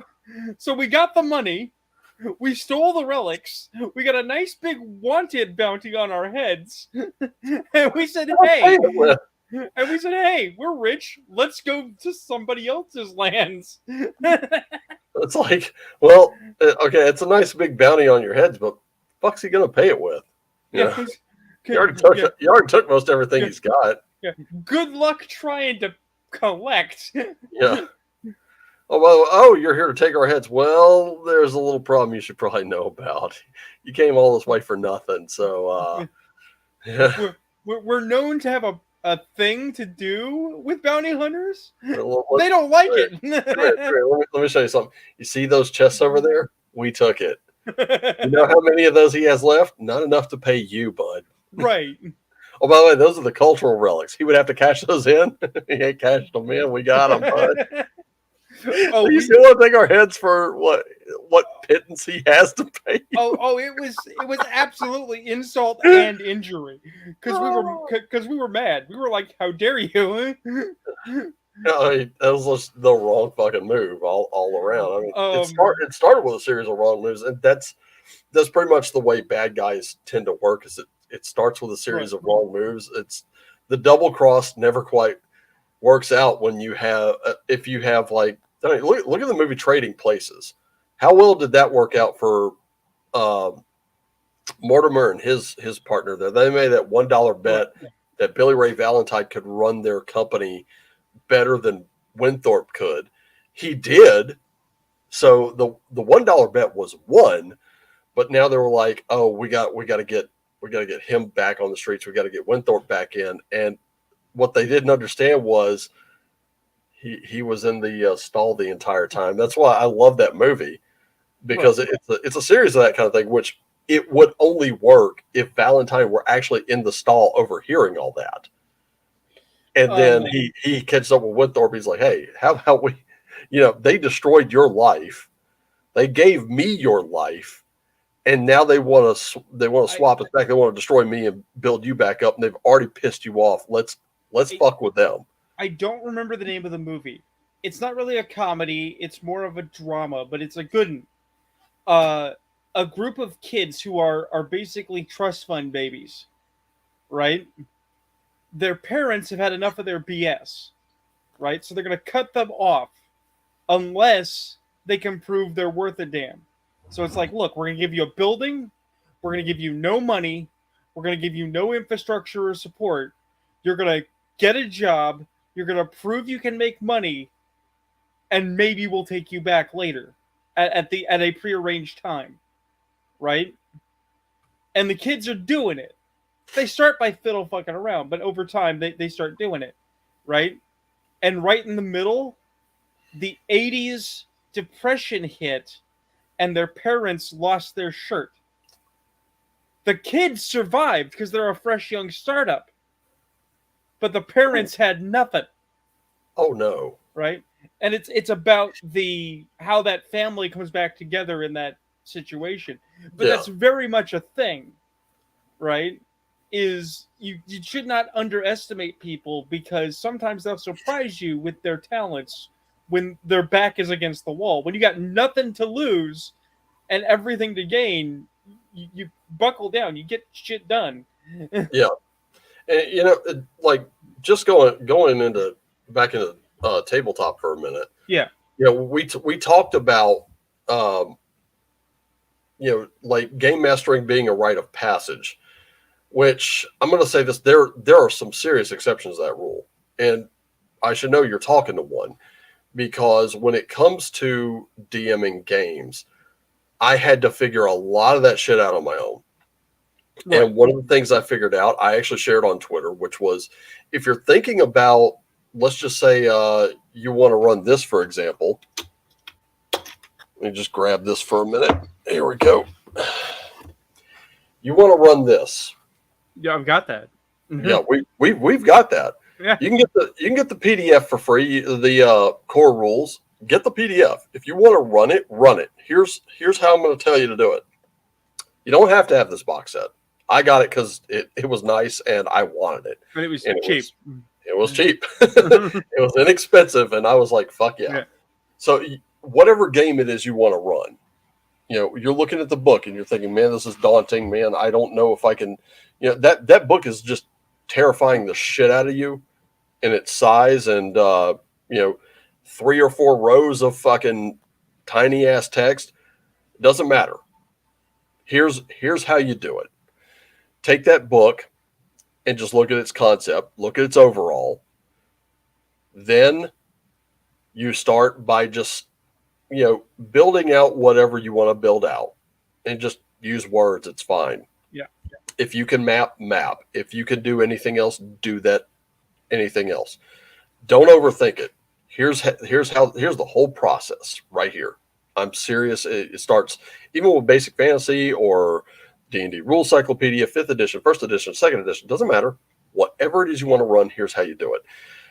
You have your players. You sit down with your players on day one and just help them make character sheets, because that's how you start learning the rules.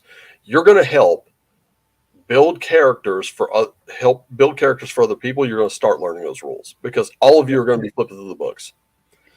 The next thing you do is, when you have your characters there, you know which characters are coming. You can kind of start crafting your world a little bit more to give each one their moment, and then you go, just go. Forget the rules at first. Have the books at the table. It's not a closed book test, people. It's not pass or fail.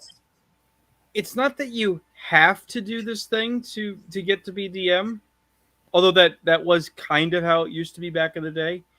It's more, people were more willing to undertake this process or this attempt because they also wanted the bragging rights. Yeah. Right. Back in the day when there was only the Temple of Elemental Evil, and Village of Hamet and Keep on the Borderlands, saying basically Greyhawk and Blackmore. Yep. Saying that you survived the Temple of Elemental Evil was big bragging rights. Everyone was like, "Oh wow, really?" Mm-hmm. Because that shit was hard. If you figure out how to DM in your own way and you're good at it, it doesn't matter if you haven't learned by the approved method. But therein lies the thing that modern D&D gets wrong, is that they think there's an approved method, that there's a specific set of rules and concepts and structures to tell you what you're supposed to do, and then they try to double down or backpedal by saying, but do your own thing. And it's like, no, that there are some things that are hard and fast, but they're mechanical. How you learn them is up to you. And the easiest way to do it is what Gygax said from the very first edition, original D&D, which is what that box set is. It's original D&D, just cleaned up. That's what the Swords and Wizardry core rules is. That's what White Box is. Yeah. Not so much Basic Fantasy, but that deserves a mention. Iron Falcon is the same way. It's rulings over rules. And how that works is simply this.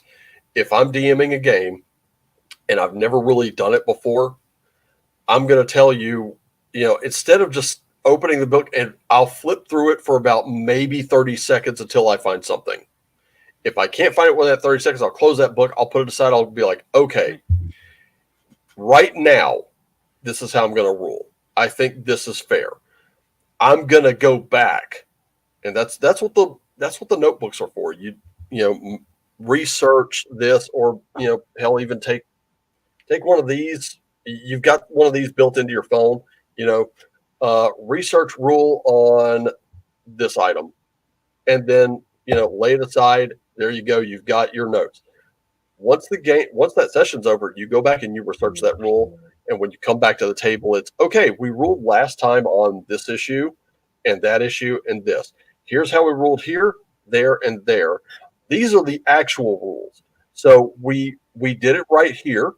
We did it right here. We did it right here. Or, this rule is how it's supposed to go, but it doesn't make sense for this table, so we're tossing that. Or, this rule doesn't make sense, but we kind of need to go with it because it's probably going to. That's how you do it. And you can learn the entire game doing that. What I think is lacking in the modern gaming environment is moderation. Yep. Okay. Gary said rulings over rules, certainly. But he also never said don't read the rule book. True. Yeah. Right. He understood that you need a fundamental grounding in shared knowledge before you diverge. Right. When I was doing LARP, that was a consistent issue because I certainly like being flexible and creative, right?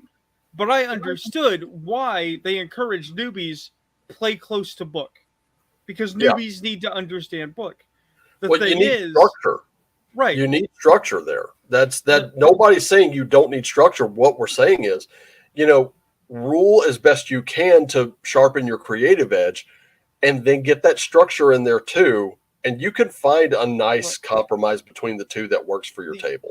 The thing is that then you have the people, right, who they're obsessed with raw rules as written, rules as written, rules as Oh, written, God, yeah, and that it's crap. like those people. I understand why they're saying it. I understand that yes, sometimes we need to use the rules, but I'm sorry, they can get fucked. They can eat it because Look at the new Dragon. Let's take new Dragonlance. I'm going to pick on them for just a sure. little bit. Okay. The new Dragonlance. Do you have to have the board game Warriors of Krynn? No. In order to play Warriors of Krynn, do you have to have that rule book? No. Each one is independent, but they want to meld the two of them together.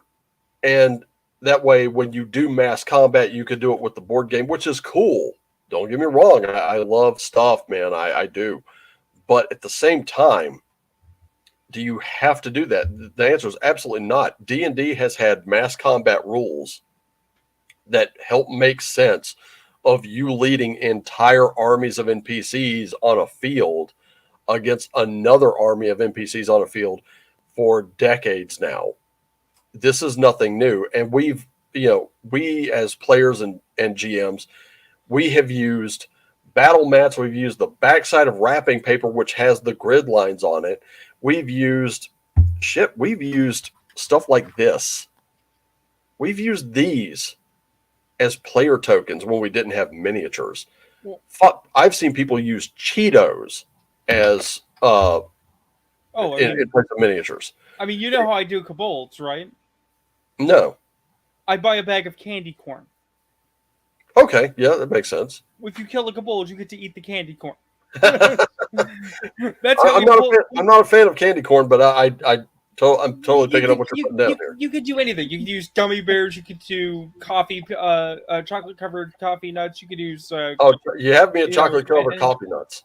You know, you could use anything. The point is you get some expendable candy that's not going to make a mess on your mat. You just throw it on there. That's your kobolds. Yeah.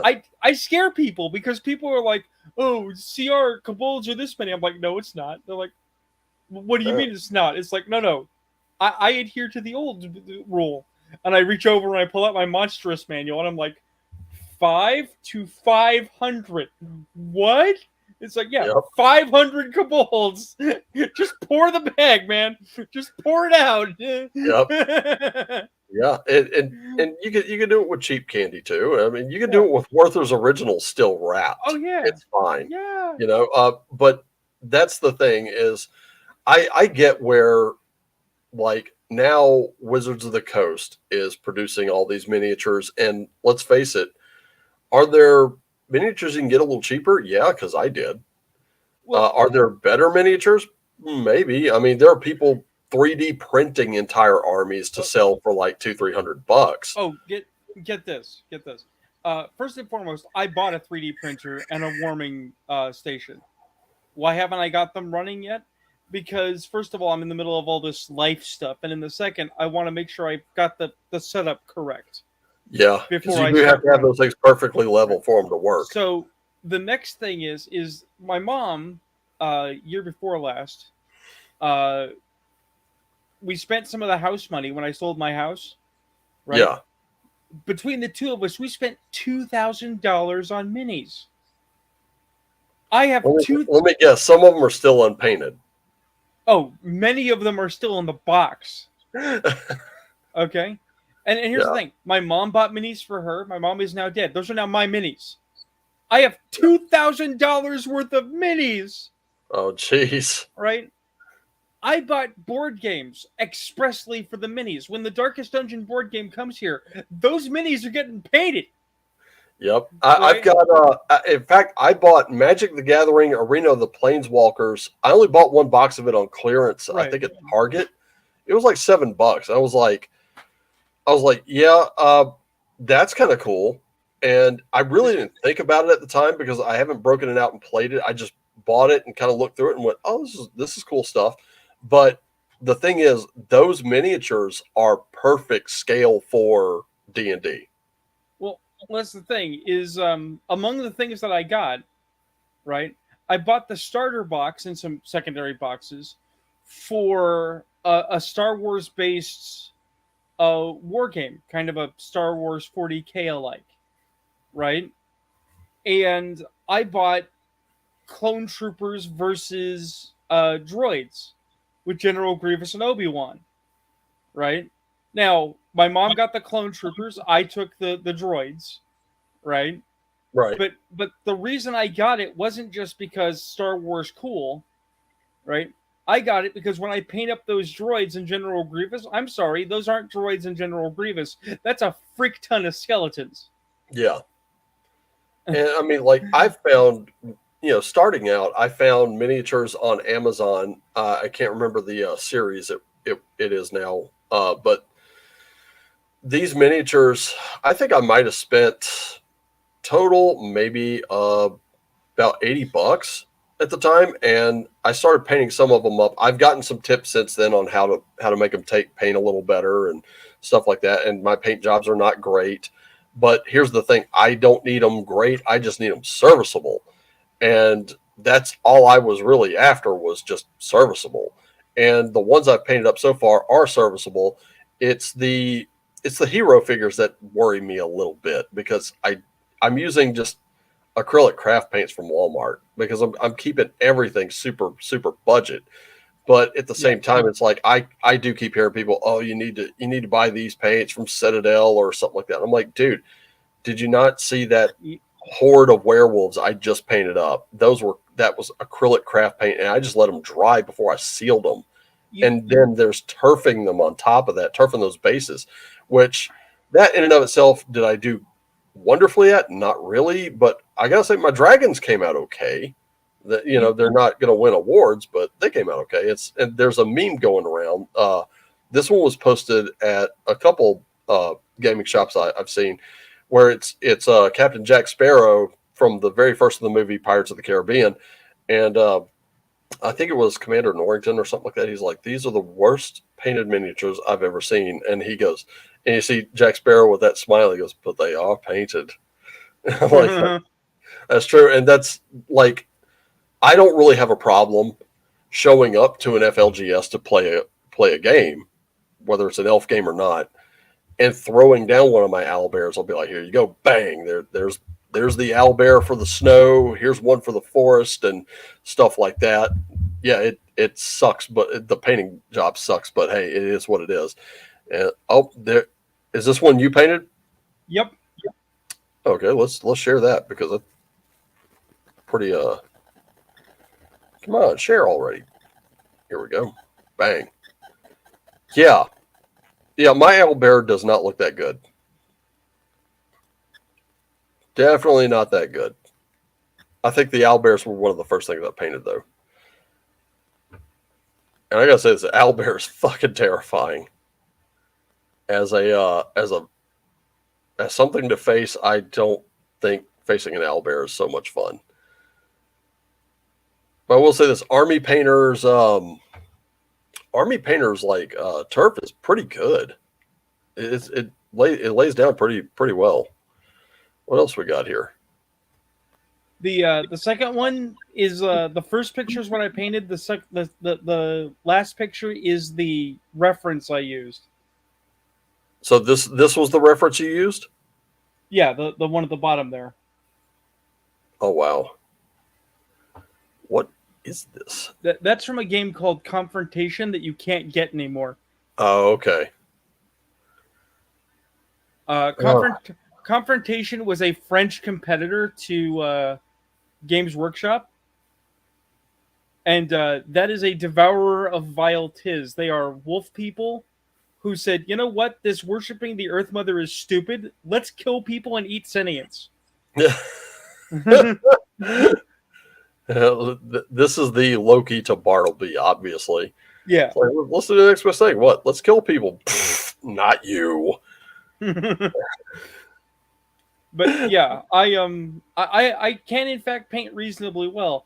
I've just been ill going in some fashion, going all the way back to last May, um, because I had a wound, a really bad wound, all summer basically. And right when that finally healed is when I got hit with the um, uh, edema, and have had to manage that. So basically, wall to wall illness. I haven't had the ability to just sit and paint. Yeah.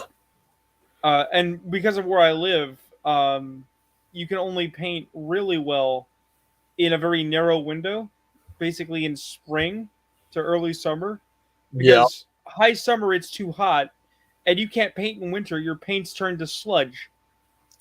That's very true. I mean, you can't like some of the stuff that I would have to paint, I would have to take outside, and Yeah, that's like right now it's not happening. And I've got, I'll tell you how I got started painting, not miniatures, but I'll show you a game that I got here. It's not Scarlet Heroes. I just got to take this down to bring this one out.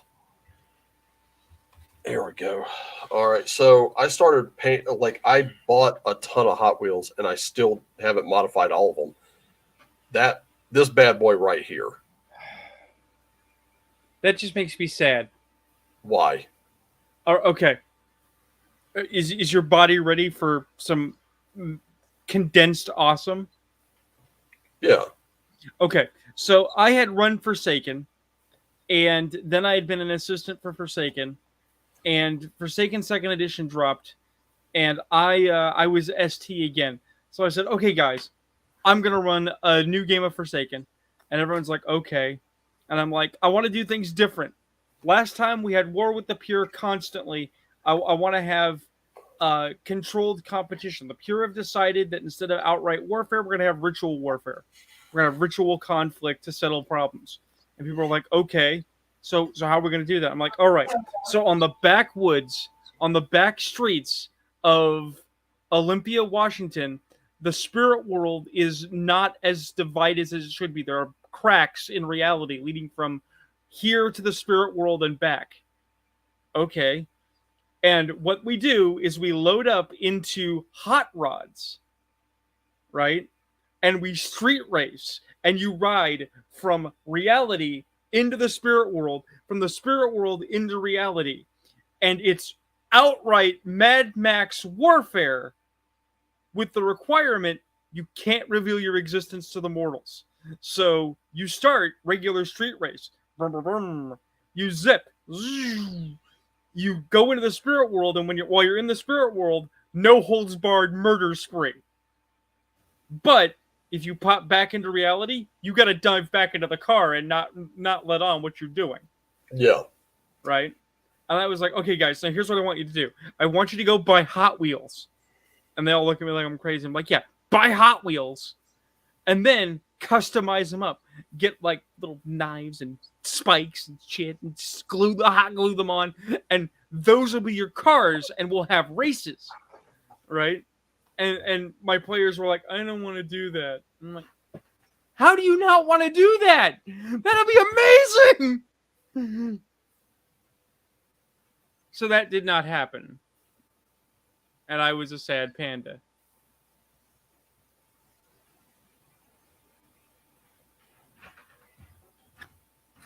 Well, if you like that kind of thing, you're gonna love this. Okay. Because I just ran into another room to grab these, but the ones that I did customize, I actually found some bits very cheap on Etsy, and I bought a lot of them. This is the first one I customized out. I just did this just to hulk out a. Is that a rocket, or is that a engine on the top? Oh no, that's a harpoon. Sweet. Yeah, Mm-hmm. I got these, the three skulls on the back. You can't really see it all that well, I don't think. Mm-hmm. But it got that nasty bumper, got the stuff on the wheels there. If you try to ram him, it's just gonna shred you up. That engine's got a big fucking cannon there. I don't know how the driver can see around that. And I've got grading on the window there. Or what was the window. So this is just the first one I took apart, I painted, and I used a combination of like hot glue and crazy glue to kind of put it all back together. And then I did some more, went a little more sensible with this one, because this one I was like, yeah, let's go with the the character sheet that I did for it, and got a nice little mini gun, or chain gun right there on the passenger side. Got some armor for the front windshield and some armor for the side door. That was cool. But then I did one. This one was based on Death Race, the that first movie with Jason Statham. That's not the first movie. I know it's not the first movie. It's the first movie in the new series, though. All right. And I did. I will abide this when we all know that the real Car Wars has David Carradine in it. Got that big freaking cow catcher, and just I the only thing I haven't done is like dent them up or something like that. And then I did a little bit of a war rig. It wasn't much, but yeah, boy, definitely don't want to see that thing coming out of the woodwork. And there were just parts I couldn't take off, so I left them in. Got a little trailer there. Shit. They've added more stuff. I hate being poor. God damn it. What added more stuff to what? Over at Warehouse 23, where Steve Jackson Games sells their stuff. Yeah. They've added more Car Wars. See, I've never played Car Wars. I got interested in Gaslands Refueled because, I love Mad Max. I think there is a mode called Death Race, and the thing I've told people is you could take stock Hot Wheels, like just go buy some stock cars or some Indy cars. You create a little Indy track on paper, you get the templates and the dice, and you can literally just race your cars. All right, let me give you a huge throwback. Do you remember a movie called Robot Jocks? Oh yeah, I have it on my Plex server. Of course I do. Oh sweet, okay. Even though it's technically a BattleTech knockoff, we'll put that aside for a minute. The setup of Robot Jocks, as you recall, is that people decided regular wars are expensive, right? So they're using mecha proxy wars. Okay. Yeah. Well, in the Car Wars future, the oil peak has hit, right? And so the economy is collapsing. But we've got nuclear fission in small enough scale that we can use fissionable engines. Mm-hmm. Right? Mm-hmm. So we're grinding by, right? Until at a crash derby, a guy innovates by putting a dual 50 caliber machine gun on the hood of his car. Shit. Right? And instantly a new sport is born called auto dueling. Right? Which is literally professional crash derbies for televised entertainment, where cars with guns go at each other like robot wars. Yeah. Right? And this actually leads to a watershed industry where not only are auto manufacturers rebuilding the economy because we're building cars, often with improvements that don't exist in reality, like plastic wheels and atomic pile engines and all kinds of things, but it's rebuilding our transit infrastructure. So if you're not doing auto dueling in the major arenas, which is like NASCAR with guns, right? You can get on your motorcycle with your chopper gang and you can try to raid a big rig. Now, the big rig probably has bigger guns than you, but if you succeed, you've made your money for the next 6 months. And it is exactly what you think it is. It is Mad Max writ large with guns on and rockets and computer systems on cars. Yeah. Uh, Now and the it and the game system is very similar to BattleTech because you actually have to build your vehicle with hard points, right? So like a motorcycle only has two wheels and only has one passenger, unless right. you have a sidecar and that sort of thing. Now let me tell you one of the things I loved about this particular post-apocalyptic vehicular mayhem. You could actually put this into something like you could stitch this like we were just talking about Warriors of Kryn and Dragonlance asterisk. Yeah. Um, that's something you could even do with this particular game. And the reason I say that is because let me see vehicles. You've got yeah. You also have hazard tokens. You have shift dice, which I do have. So there is a conversion table. So this is a little bit like Genesis, where they do have certain dice to use. I just got skid dice. I got Yeah. those on Etsy. Templates, I think I got on Amazon or something like that. But they tell you exactly how to do it. And one of my favorite parts is that this is like all the people that are well to do, they live on Mars. We have colonies on Mars now, and they're they're set up, and this is on the wasteland of Earth. You're watching the people on Mars are watching this. It's a televised event, and I had some ideas of like maybe film like taking that stupid little camera of mine and filming it and like stop motion or some shit and having announcements. So you would have like a Jesse Ventura type who used to be a racer, doing color commentary. You make it like professional wrestling. That would be pretty cool. They also have vehicle upgrades you can do. I mean, you see like pictures of the cars that people have built in this, which is really cool. So here's what you got. You've got the teams that you could pick as sponsors. Miyazaki actually has all the high tech cars. So Yuri Miyazaki grew up in the rubble of Tokyo, fighting her way to the top of the speedway circuit with incredible feats of daring and vehicular agility. She has a small fleet of elite couriers who run jobs for the wealthiest or most desperate clients. It's whispered that she also runs guns for pro-Earth resistance, but no one who spreads that rumor lives long enough to spread it far. Miyazaki's drivers are unsurpassed in their skill and finesse. So their cars are really sleek. Right. These are like the apple of cars. There's also Mishkin. Andrei Mishkin is not a natural sportsman. However, the brilliant Russian engineer and inventor proved in 2010 that technology is just as solid an answer as skill or ferocity on the track. So his are also a little more sleek, a little more, how can I put it? Nice. You got Rutherford, who is a military contractor, so you know what that's going to look like.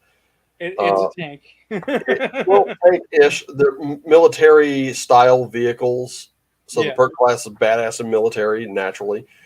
And then you have this one. I'm still trying to find. There's Idris, which, wow, that one's kind of weird.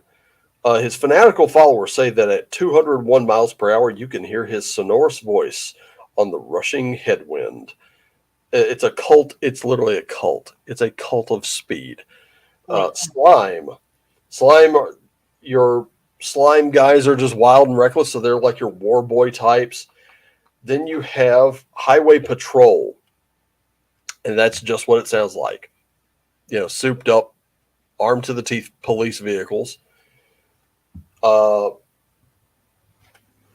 but then there's one in particular I wanted to point out, the Warden, and that's just what it sounds like. So, Warden Cordelia is proud to live in Sao Paulo, a shining hub of humanity and relatively untouched by the war. The Sao Paulo's People's Penitentiary has provided 3 of Gasland's top 10 teams in the past decade, and the Warden continues to grant her inmates a chance at freedom as long as the Gaslands franchise continues to deliver the sponsorship deals. The deal isn't great for the damn souls who are welded into the Warden solid steel coffin cars, but it's better than the alternative. Oh Basically, boy. that car becomes the cell.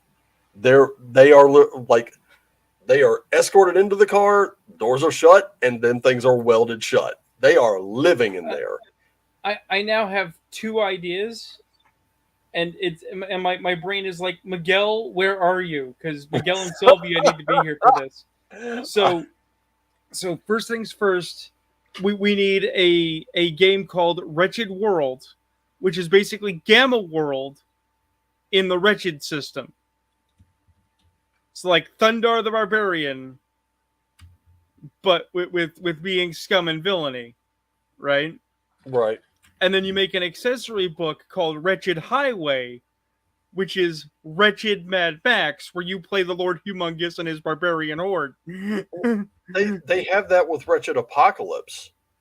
Oh yeah, there is a Wretched Apocalypse. Yeah, they have that, and I've got I mean, you could homebrew some of the. I'm sure if they don't have mutant rules in there, Atomic Punk, by the Basic Expert would be perfectly suitable for that. Well, yeah, but I mean, car rules is the thing I think they probably don't have. You could easily use Gaslands for something like that. Like I said, what you do is you take it. It's similar to the Dragonlance Asterisk, where you take the book thing first, you play it out, and then for the events, you use the Gaslands rules, which I mean you can get it on Kindle pretty cheap, but I mean that book is not expensive. I think it might have been like $20. You get that book, and there's your board game to settle it out. I mean you'll still need skid dice, you'll still need templates, which you can make all of that yourself. You can convert regular D6s into skid dice, and then you could just go from there. Well, see, this is the problem. This is one of the many problems with 5e, right? And I appreciate that Cal is totally into all this insanity. The thing with 5e is that your character is basically a superhero, which doesn't bother me, right? But you have all these traits and abilities and things that can't be replicated elsewhere, right?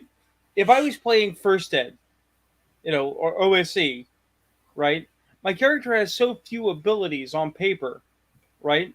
I can do almost anything with him as long as I roll the dice properly. Right. Yeah. Right? I once ran a game where the characters got roped into Blood Bowl. Because I thought that'd be fun, right? Right. The thing is that you couldn't convert the 5e characters to Blood Bowl without downgrading them significantly. So I had to run the Blood Bowl as a 5e combat, which did not have the feeling of a Blood Bowl. Nope. Because you just punch the dudes with your sword. It's like that's not a Blood Bowl. And all of this so I could do a giant joke about Slurm. because the Bloodweiser was in fact coming out of the rectum of a giant intergalactic leech. Ew. Hey, I wasn't drinking it. I'm the DM. Ew. Still though. Ew. That's nasty. Come on, everybody loves Slurm. What are you talking about? That's just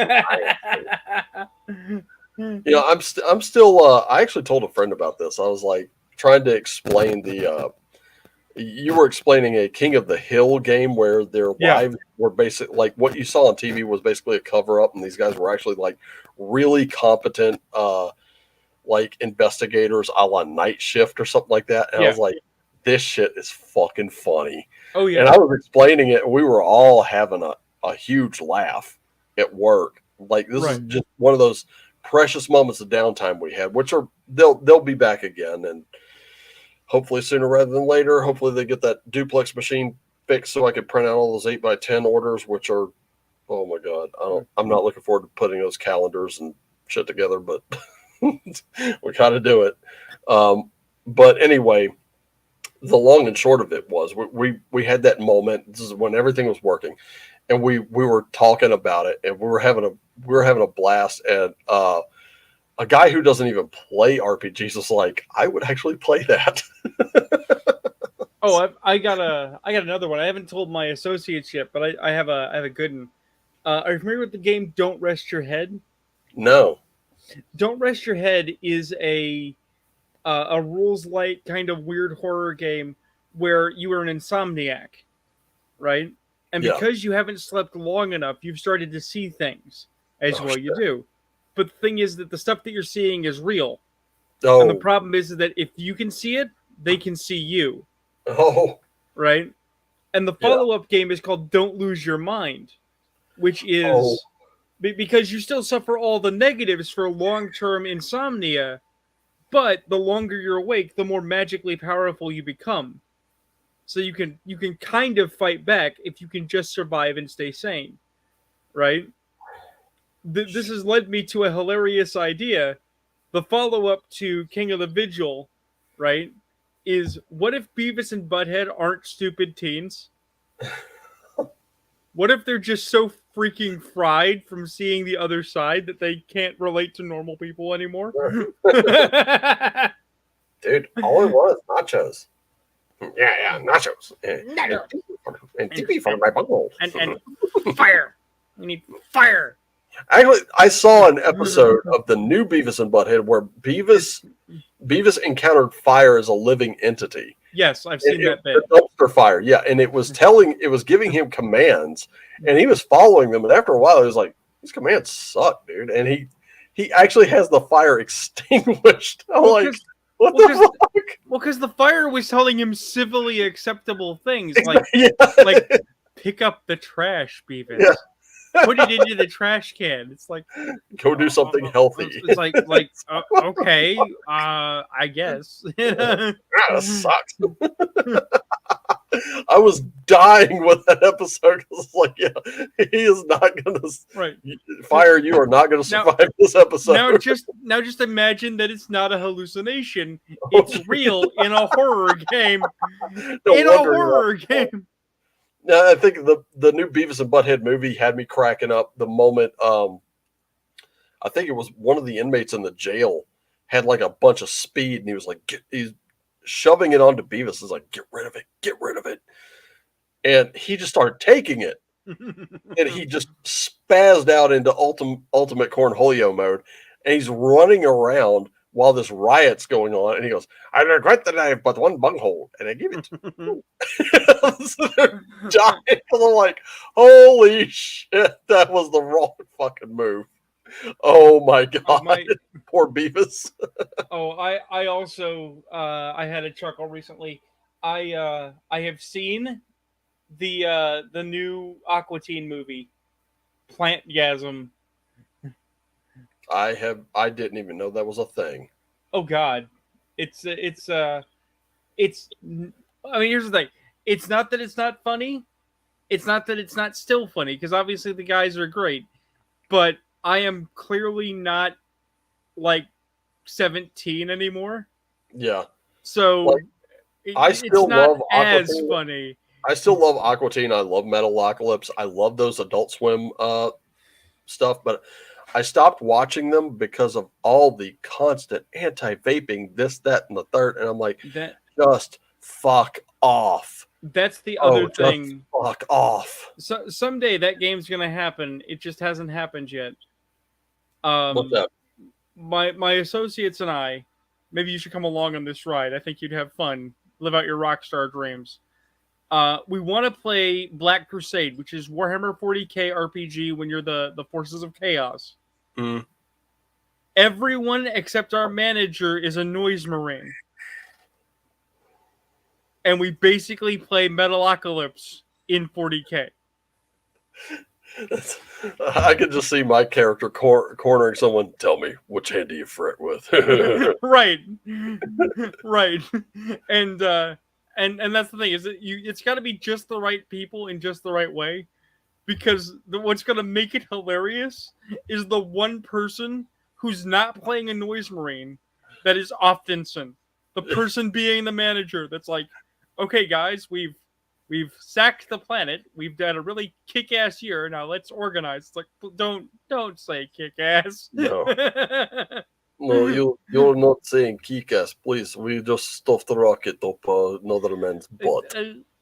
Wow, It's like Toki, you got a cat there? It's like, yeah, I got a real cool cat now. That's a really cool kitty. He's very nice. He gives me kisses all the time. He's got a little bit of a cough. You got murder face over there. Jesus Christ! Who the fuck is talking about organizations? Right? I think this guy is trying to tell us not to be chaos anymore. Well, we can't do anything right. Sorry, Donna, but Merry Christmas. Merry Christmas. That would it would be funny to hear the guys like just with their manager trying to tell them, listen, now we got to organize, now we got to fix things, now we got to do this. Oh, we just spent all this time destroying this. Why can't we just go to Pleasure's planets? It's like, well, because it's heresy. Jesus, wrinkled kid. Wait, heresy? It's a funny word. What is heresy? It's bad. It's like it's what they say we are. It's like we're heretics. In this place where they have no G-milfs, that is grandmothers I want to. He got pickles. We forgot pickles. Oh yeah. So let me get this straight. We came here and like boiled these people until they died. Hey, look. Yes, that is the most metal thing I've ever heard. High five. Hey, look. Back when I lived in the Imperium, sometimes we just had mayo. We just ate mayo. Brutal. It was like back on Fenris, we just ate snow.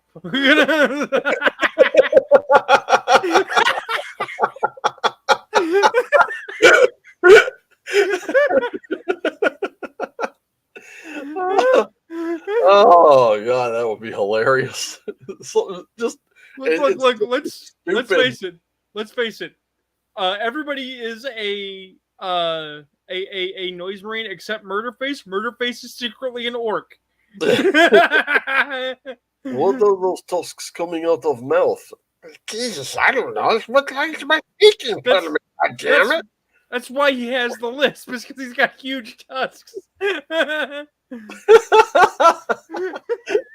that Harley race hairdo. I looked at the character of Murderface, and I always wondered. I was like, where have I seen that hairdo before? Like, I know I've seen it somewhere, and then I was watching, I think it was Tales from the Territories on YouTube, and they showed Harley race, and I was like, that's it, that's it. If it were longer, that's Murderface's hairstyle. Oh, the guys are like are pomp moves of multiple metal guys, because Pickle's hairline is a reference to the lead singer of Strapping Young Lad. I thought it was a reference to I can't remember the black metal band now, but there was like a black metal band with a lead singer who had he had dreadlocks and he was pulling them over his head. Right, but that's the thing. The guy from Strapping Young Lad has like really severe male pattern baldness. It's really gross.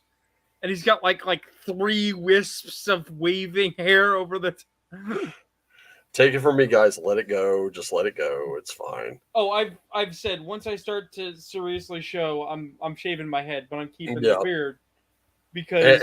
And here's the thing: I've tried to grow it back before, and I was in a friend's bathroom, and I had this like short hair dyed black. It, under certain light there was like a tinge of blue to it, so I had this Superman colored hair, and then he's the guy that. He had to undergo a psych eval for some stupid reason. Like, this was state ordered, and it was dumb. So the lady who was psychiatrically evaluating him claimed that he was a narcissist, and he was like, "Okay, I don't quite know what that means, so I'm going to look it up." He's that kind of guy. If he doesn't know what it means, he's just going to go look it up. Yeah. So one of the takeaway he took from it was that a narcissist has high self-esteem, and he's like, "Well, yeah." Yeah, I do have high self-esteem. I like me. Yeah, I'm good with me, So he started looking into the extreme definitions of it, and he was like, oh, now I'm going to have some fun. So as he's renovating his place, You know, he's in construction, so everything in his place is constantly under construction. He's knocking walls out, he's putting new walls in, he's changed the layout, and he was still working on it when Hurricane Rita came and literally just wiped it completely out, like just took his house completely out. Hmm. All the work he did was negated. But this is before that.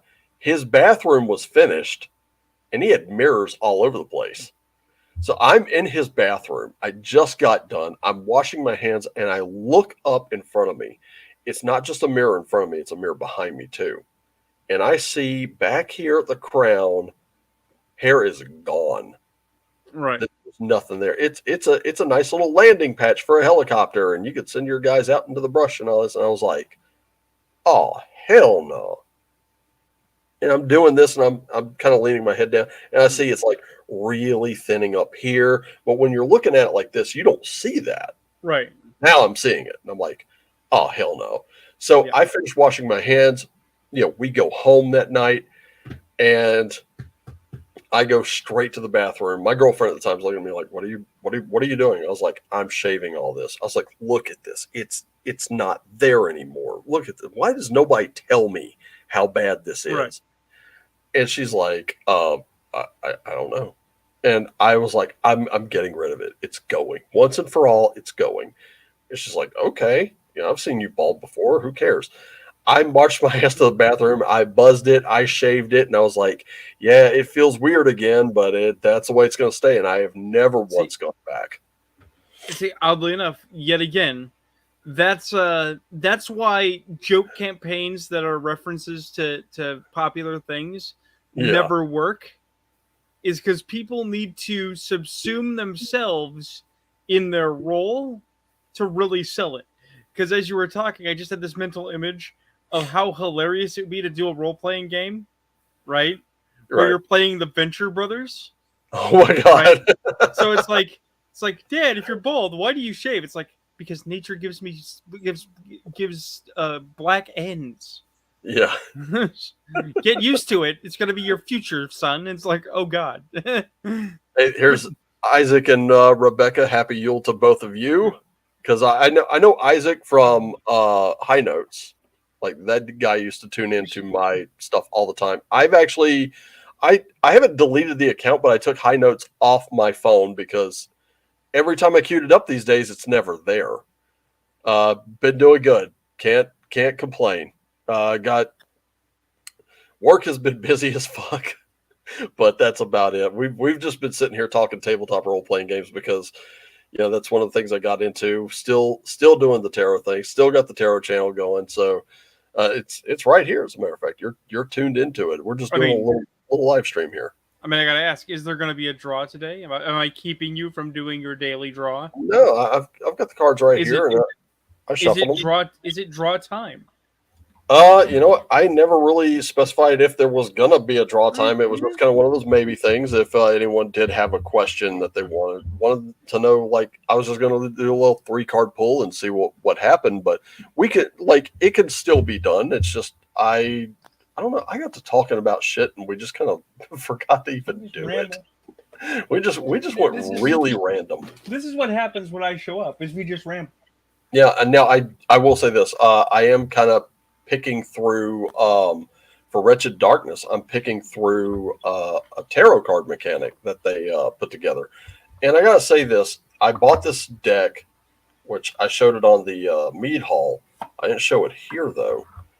I got this deck, and I'm going to say this: I will never use this as a functioning tarot deck. You're about to see why. And I'll just pull the. Was it the first card or was it? Oh my goodness! There are like so many good reasons not to use this as a functioning tarot deck because I like to send messages to empower people. And get this, I don't think much power is going to come from this. And this is the Visago card. So this is from the Goetia Tarot. This is Visago, and it's a 4 of Wands, looks like. And this thing is also kind of packed with symbology.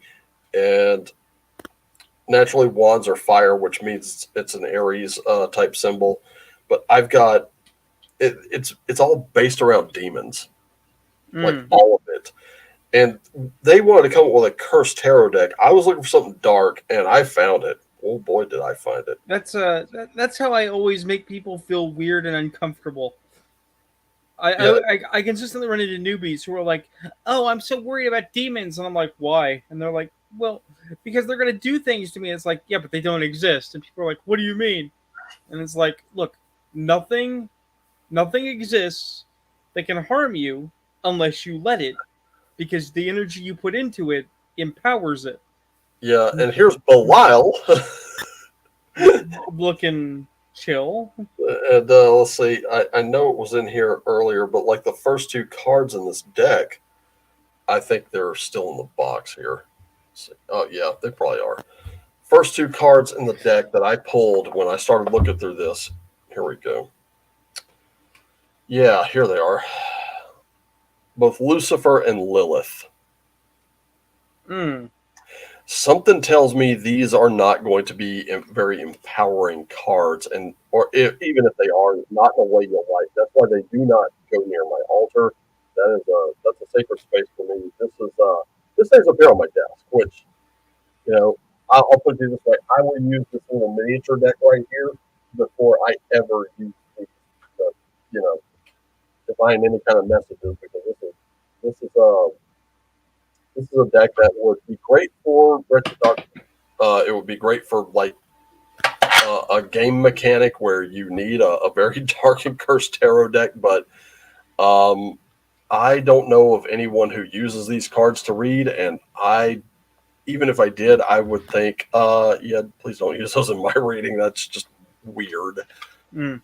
Yeah, that's one of the things, and like I'm still like looking through it. I'm going back and forth to this document they sent me, and it's called the Paimon Tarot deck, which Paimon that's a demon in and of itself, and Paimon decided to unleash upon the world this cursed tarot deck, and I'm reading these descriptions, and I think Miguel has just about absolutely nailed it, and I'm just there to kind of read it and put any little twists and finishing touches on it, and that's about it. Let's say, speaking of role playing games, I'm thinking about playing D&D. Isaac, let me give you a word of advice. Okay, here we go. If you're thinking about playing D&D, let me get you started. First, go to basicfantasy.org. Every book is downloadable for free. Every one. If you want physical copies of the books, they're sold on Amazon at cost. You will probably pay, I'll estimate up you'll probably pay about $70 for every book in the collection. Then there's White Box Fantastic Medieval Adventure Game. That one's also a free download. There's Swords and Wizardry Core Rules, also free. Osric, also free. For Golden Glory, also free. Um, fuck, what else? I'm trying to think. Oh yeah, if you want to play official D&D, go to Drive Through RPG and get your hands on a copy of the Rules Cyclopedia and Wrath of the Immortals. You will have with Basic Fantasy. You will have Basic Expert D&D. You can use it in conjunction with the D&D Rule Cyclopedia. Turn it into uh, that and Wrath of the Immortals, and you could turn it into BECME D&D. That's something I can. It's a long explanation, but you start at Basic, Expert, Companion, Masters, Immortals.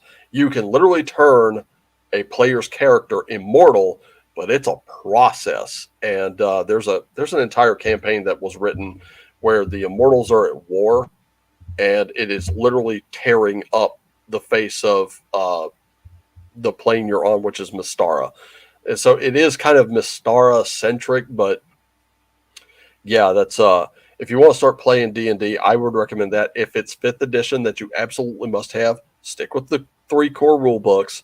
And if you want to get adventures and campaigns, go third party. Don't do what I did. Don't buy Dragonlance. Don't buy the new one. It's I will say this, it's not worth, and I say don't buy it. It's okay. It has been fucked with. It's fucked with enough that I can live with it. However, it's not worth the $50. And if you get that and Warriors of Kryn, it's not worth that much money that you're going to be shelling out of pocket. So I would say don't do that. I would say go third party. There's stuff like Chronicles of Iris is good. The Doom that came to Astrius is awesome. Shadows of Padfoot Alley, Akaris Runic Edition is really good, really good. Uh, and there's a ton of third party stuff for it. Uh, but I would also not recommend going on D&D Beyond. In fact, I Oh am no, never. to stay away from that because what essentially is going to happen is they've built the walled garden. They're ushering everyone in. Then they'll close that son of a bitch off. The goalposts will constantly move, and eventually you'll be cast out with all the money you've spent. That's not even the problem. I mean, that is a major problem, but that is not the actual problem. I have a friend. She's a young person in high school. She plays D&D. She's on D&D Beyond. Okay? She uses it as an aid to character gen.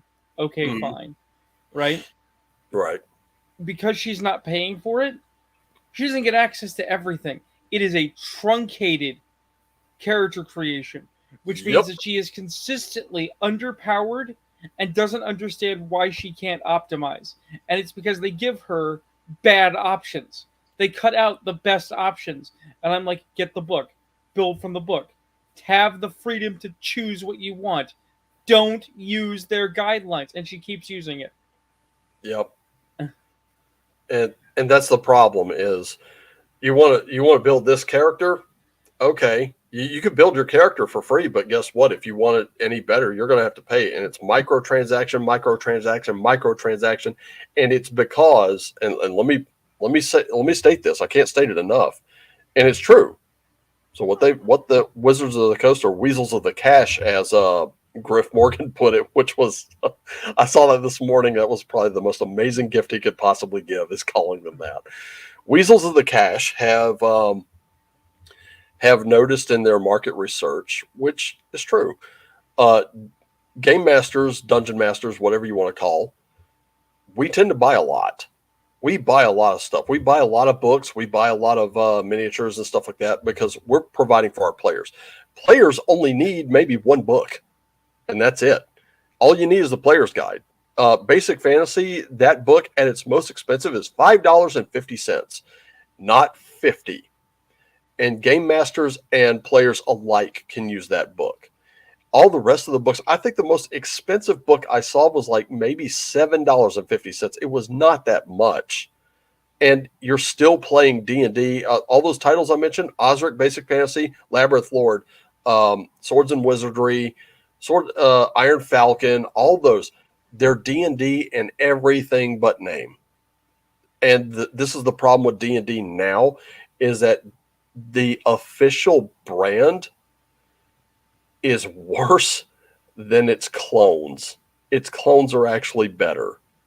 I would recommend going with the clones first and foremost. There's also other stuff. There's Old School Essentials, which is BXD&D, cleaned up and really well presented. I've got the classic fantasy version. Joe over there has both. He has the box sets. Jealous as fuck. I'm not gonna lie. So jealous. But here's the this. What do you think I used to make this? Yeah, no shit. This is this is another one. You will probably spend about $90. You'll be playing. This is $90. I think shipped. I don't know. Since the sale's no longer there, this one is original D&D, just cleaned up. It's very nice, and it comes with the PDFs. So if you buy, it's 2 kits actually. I put them both in one. But if you want to play original D&D, that's it. It's going to take a lot of imagination. So you're going to make up a lot of stuff. You're going to be homebrewing a lot, but you can get the core rules. You get the core rules for free as a PDF. Also, that's Frog God Games. The guys at Frog God are actual gamers. Yep. I know this because I jumped on one of their podcasts, said hi, or they had a Discord chat rather. and we were talking about a number of things, and I pointed out that WotC had actually worked for TSR back in second edition days, right? And I didn't know that. oh, absolutely. Give me a second. Complete Paladins. While he hums the theme to McDonald's. Okay, yeah. So, Complete Paladins Guide, right? Yeah. U.S., Canada, Asia, Pacific, Latin America, Wizards of the Coast, Inc., P.O. Box 707, Renton, Washington, blah, blah, blah, blah, blah. European headquarters, Wizards of the Coast, Belgium, blah, blah, blah, blah, blah. Shit. Wizards worked on second ed. They have no excuse for being this shitty. They know better. Yeah, they do. And here's the thing. You can still get original D&D. If you have to have an official drive-through RPG, you can still get original. You can still get first edition AD&D. You can still get BX and Back Me. You can still get second edition. You can still get all of that. Well, here's the thing about Frog God. The reason I brought it up, I mentioned this to them. They said, "Really? I didn't know that." I said, "Oh, I've got proof." So I pulled out my Paladins book. I read to them what I just read to you, and they said, "Really?" And they stood. The guy stood up, left the stream, went over to his bookcase, pulled out 2 copies, and said, "Oh, yours is the reprint." No. Because he had the original and the reprint. The original was TSR.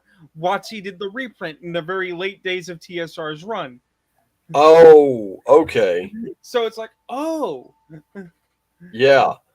And what? but he had 2 copies. That's the thing. Now here's an alternate suggestion. If you want to do this, I'll tell you this right now. The absolute number one. Oh shit! Hang on a second. I gotta go off camera for a minute, but I'll still be talking. The number one absolute most like close to D&D, official D&D at that you're going to get is going to be Castles and Crusades. I can't. As a matter of fact, you could get a whole bunch of their books free right now, and I'm gonna grab those links because holy shit, those links are absolute beasts, and you will get 16 books in PDF absolutely for free just by going there and grabbing these. And I'm telling you right now, you will not regret it.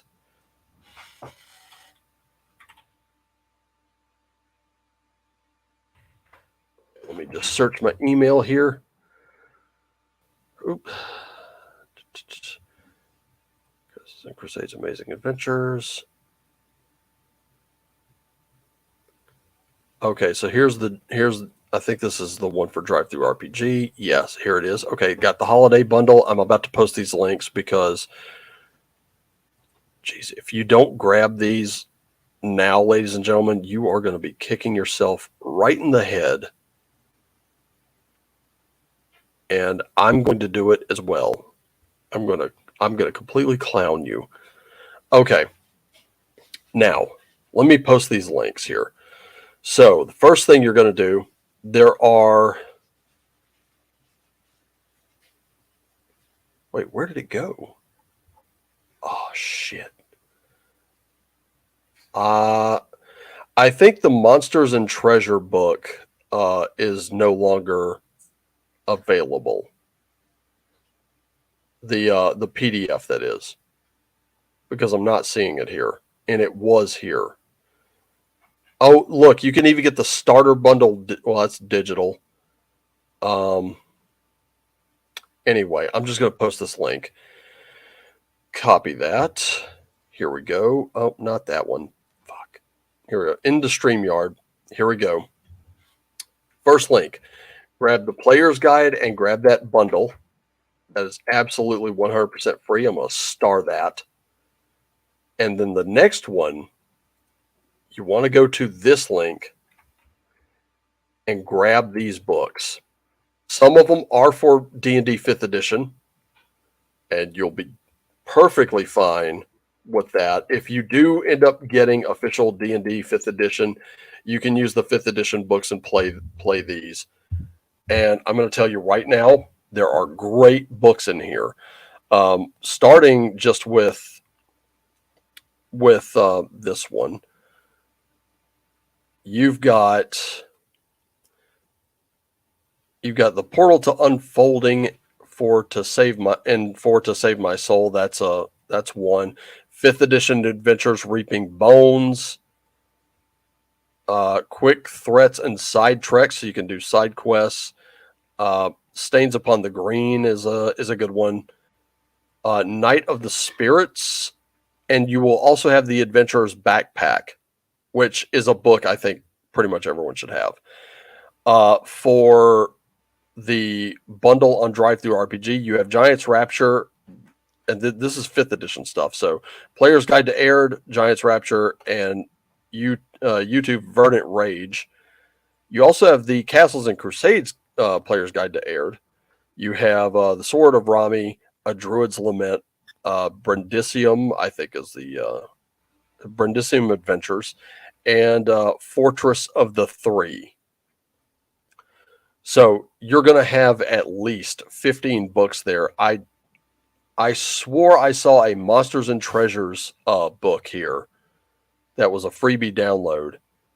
Apparently it's not there anymore, but that was one I was like, yes, get it. Let's see if I can just kind of go here.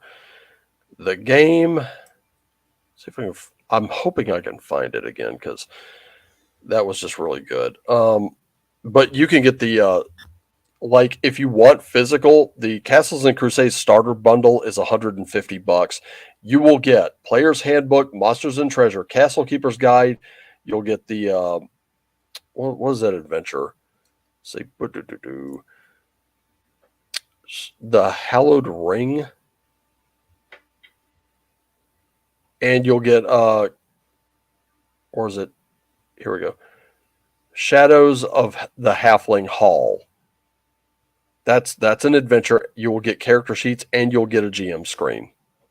And that GM screen is all the covers of all the books put together. And it's really, really nice. I would recommend, if you got a little extra money this Christmas from, or this holiday season from family or whatever, spend it on that. I would say, it just makes a lot more sense. I'm going to star this one too. So that way, if you want to go back and check it out, you can. But these links right here, starting with this one, that's where you want to go for that first bundle. So grab the player's guide's always going to be free, but grab the bundles. And then the second bundle is going to be right there at Drive Through RPG. They're all PDFs. And I've already got one guy, Child of Ash or Josh, he's looking at it. He's already emailed Troll Lord Games. He's talking about his Shadow Crown series becoming an adventure for Castles and Crusades, and I'm like, fuck yeah, let's do that. Also, check out Amazing Adventures. Amazing Adventures is really good. I don't know what they're going for. I'll check real quick. Multi-genre Amazing Adventures. You can get the. Wait, is that the hard? Is that the? Okay, so this is the hardcover second printing. You can get that for $30, which is not bad. You can download character record sheets for nothing. Let's see what else. Book of Shadows is $16.99. The Companions $10. And there was like one other book. I think it was the Monsters book, which I don't see up here. I think they're out of that one. But yeah, you could grab those books and they're adventures like Rise of the Red God, Book of Names, Day of the Worm. They're like $9.99 each. I mean, these you can't go wrong. I'm big on Troll Lord Games because, quite honestly, I have a small library. I think small, not anything colossal. I don't think. As a matter of fact, let me show you. I took advantage of their $10 book sale, by the way. When I say I took advantage of it, I mean I took advantage of it. Holy shit. we're going to share that. Are we showing off our libraries? There it is. Now, Crown of the Oathbreaker is not a Troll Lord Games book. That's for 5th edition. Victorious is, and Gaslands Refueled, I've moved that one to the desk hutch, which you've seen. But yeah, as you can see, Troll Lord Games has taken over the space. They are one of my favorite publishers, and they're working hand in hand with Frog God. So there you go. If you want to know whether I have it and whether I like it or not, there you go. We also have Codex Germania. We have Codex Nordica, Codex Slavorum, Codex Classicum. I don't have Codex Celtum yet, and Codex Egyptium, which that's another one I don't have yet. But I do have like Player's Guide to Aird. I got that one. Player Archive, got that one. Mystical Companions was pretty cool. Then I got 5th edition Lost City of Gaxmore, which actually had a map in the back of the book. They actually kind of just silicon spotted it in there so it wouldn't fall out. And it's a beautiful map. Monsters and Treasures of Aird, I've got that one in 5th edition, which, yeah, you could use that. Amazing Adventures 5e, so that's for 5th edition as well. So I got my 5th edition books just kind of sandwiched in between, but there they are. And let me tell you, Castles and Crusades, if I have to play something that resembles AD&D, especially the successor to basically this is 3rd edition, a pseudo clone of it. This is the one I would recommend. Starship Warden, they're also going to be redoing pretty soon, so interested to see that. I picked that up. I think it was like the first Troll Lord Games book I actually got. It was pretty awesome too. Love it. Yeah, this is what we got. And if you want to play D&D, I would actually recommend this first.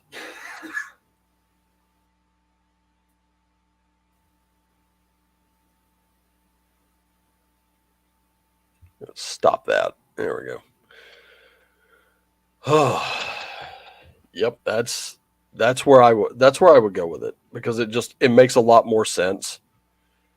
And on top of that, you're getting a better deal than you would with WotC. WotC is, in my opinion, their books are not worth the $50.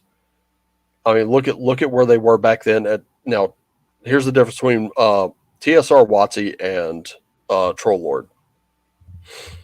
Back in the day when Gary Gygax was doing AD&D 1st edition, they understood these were going to be hardback books. They understood wasn't a lot of disposable income. So what they did was they wanted to give you quality books, like in terms of physical quality.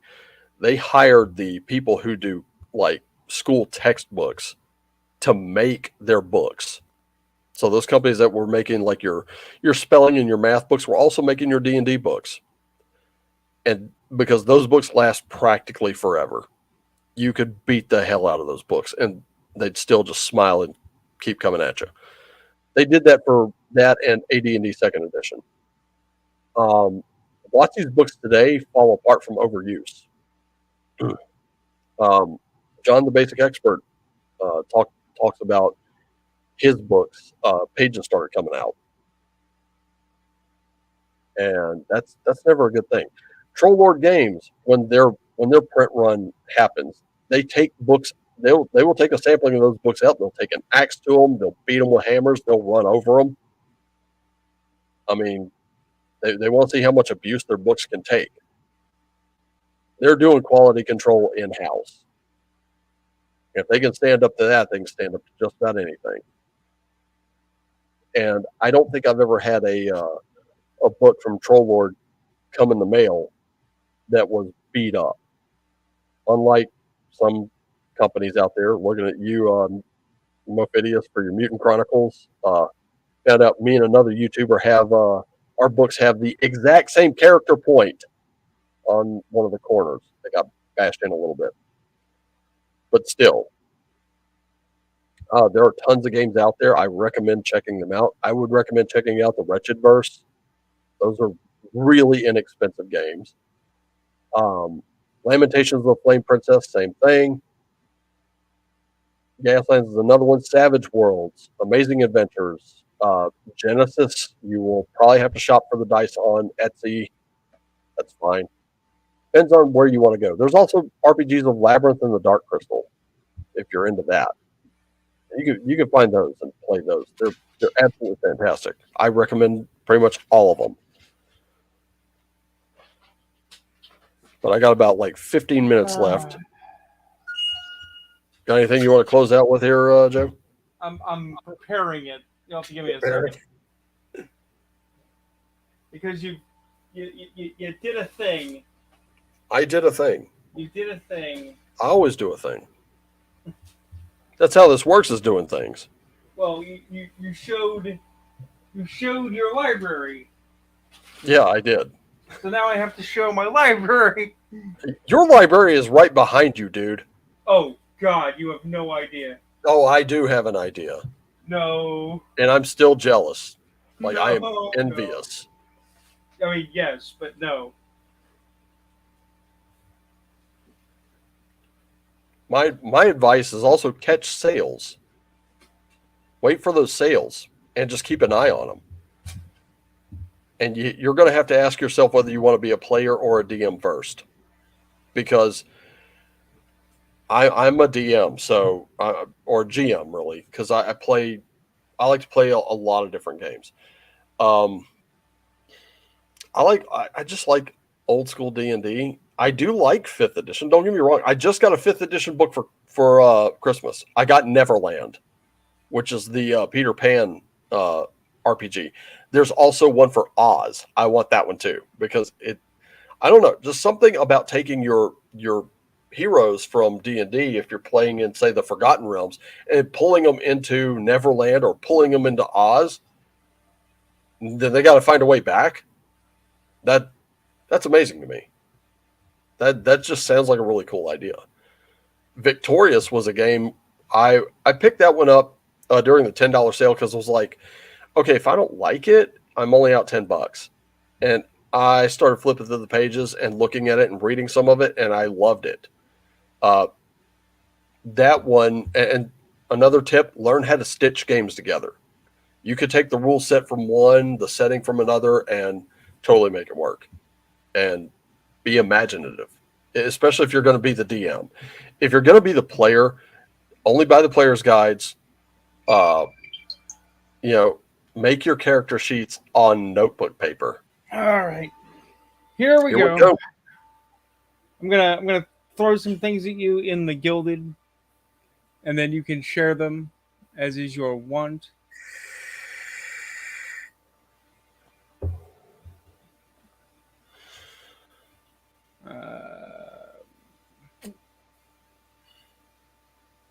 We'll see what you got. Well, I've got a. There we go. It was being argumentative. Gotta go over to your thing there. Okay.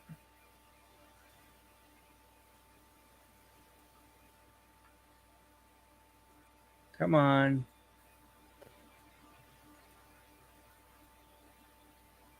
I'm gonna have to download these because they're being stupid. Why is it not taking away? Well, I was trying to right-click copy, and it was like, no. Oh, that shit. Yeah.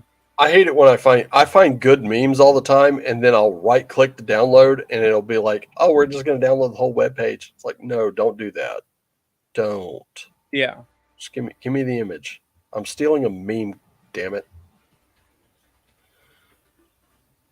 That's all I want, is just the meme. Give me the meme. Give me the meme and no one gets hurt.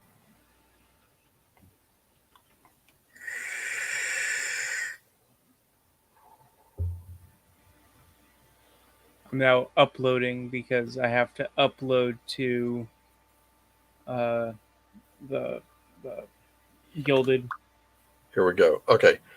Whoa, some bitch. All right, get ready for this. This is about to get heavy.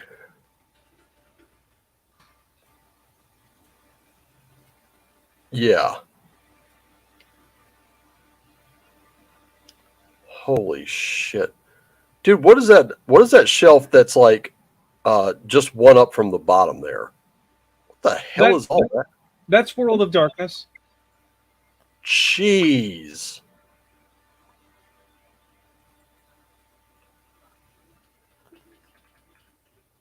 Wow. Holy shit. You even have 4th edition in there. I mean, that's all the fourth edition I've got, but I've got it.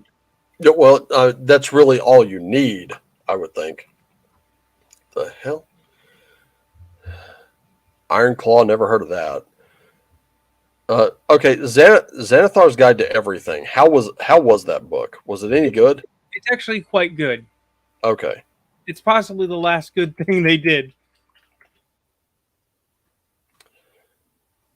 Jeez.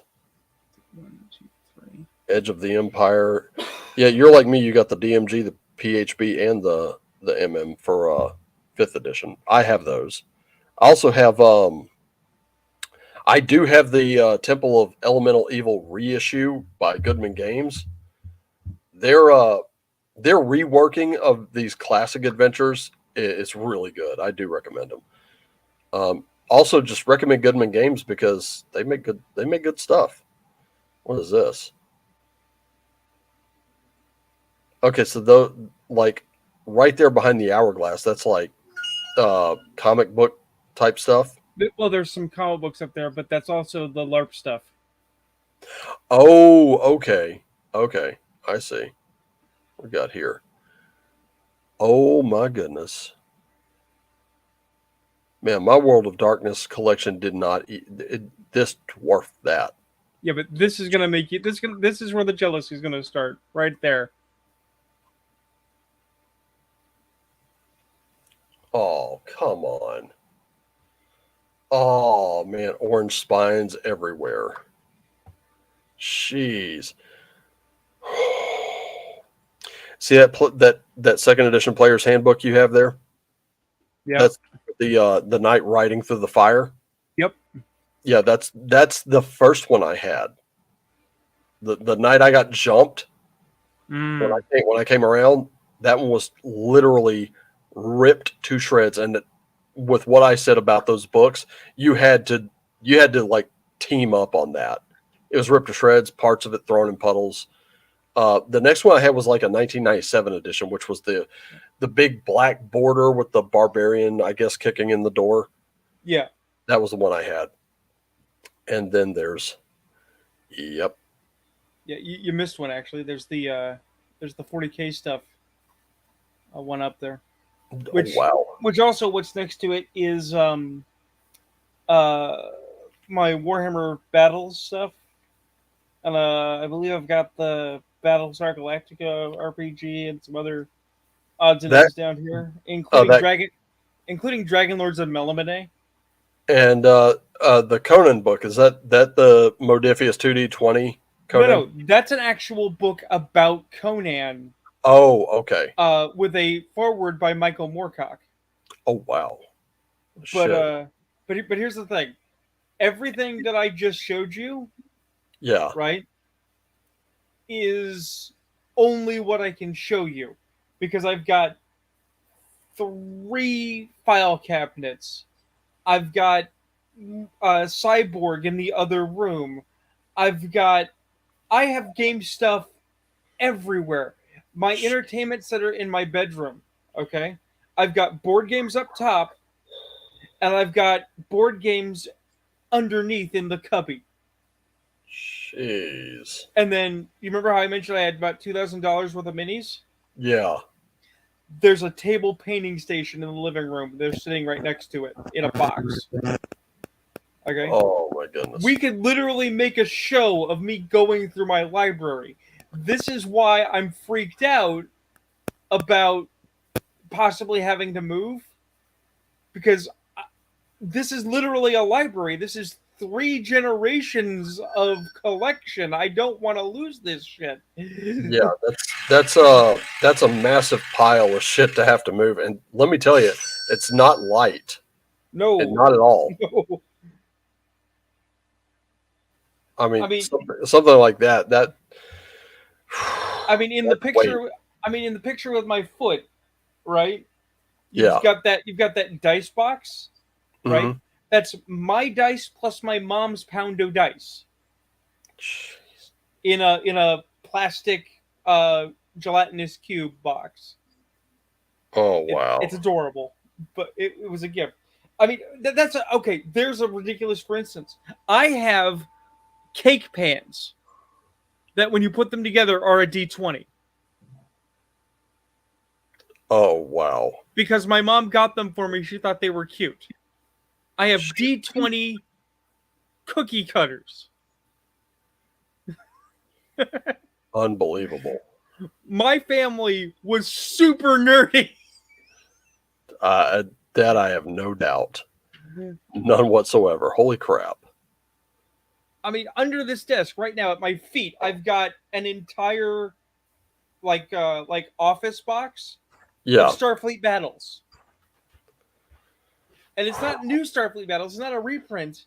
It's the original Starfleet Battles run from like what, 1979? Good 1969? grief. Because my dad was in the Navy and my dad liked Star Trek and my dad played Starfleet Battles with the other Navy guys who played Starfleet Battles because they were Navy guys who liked naval combat.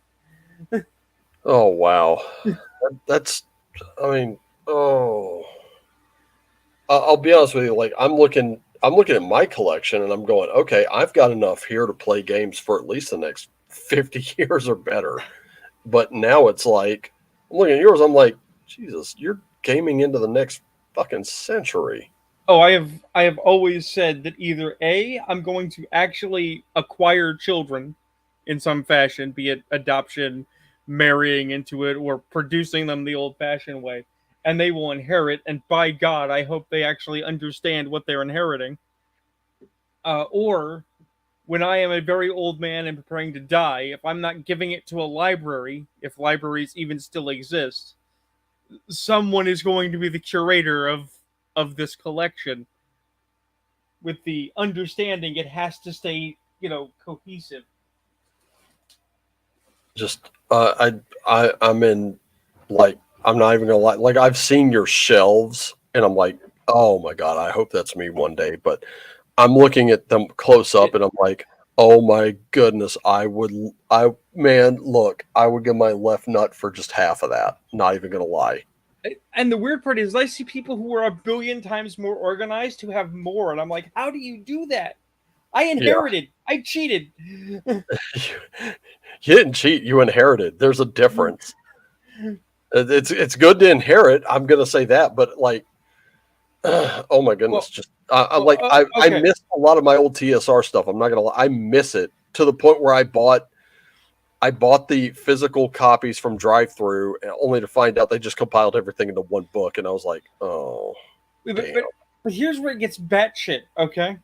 When I was in college, people did this scheme where they would buy their books and then sell them back when they didn't need them, and yeah, then use that money to buy more books. right, I was on a Pell Grant, right, so I didn't need to sell my books. I live with my folks. I didn't have to pay for room and board, so I kept all of my textbooks oh because wow, that's how you get a library.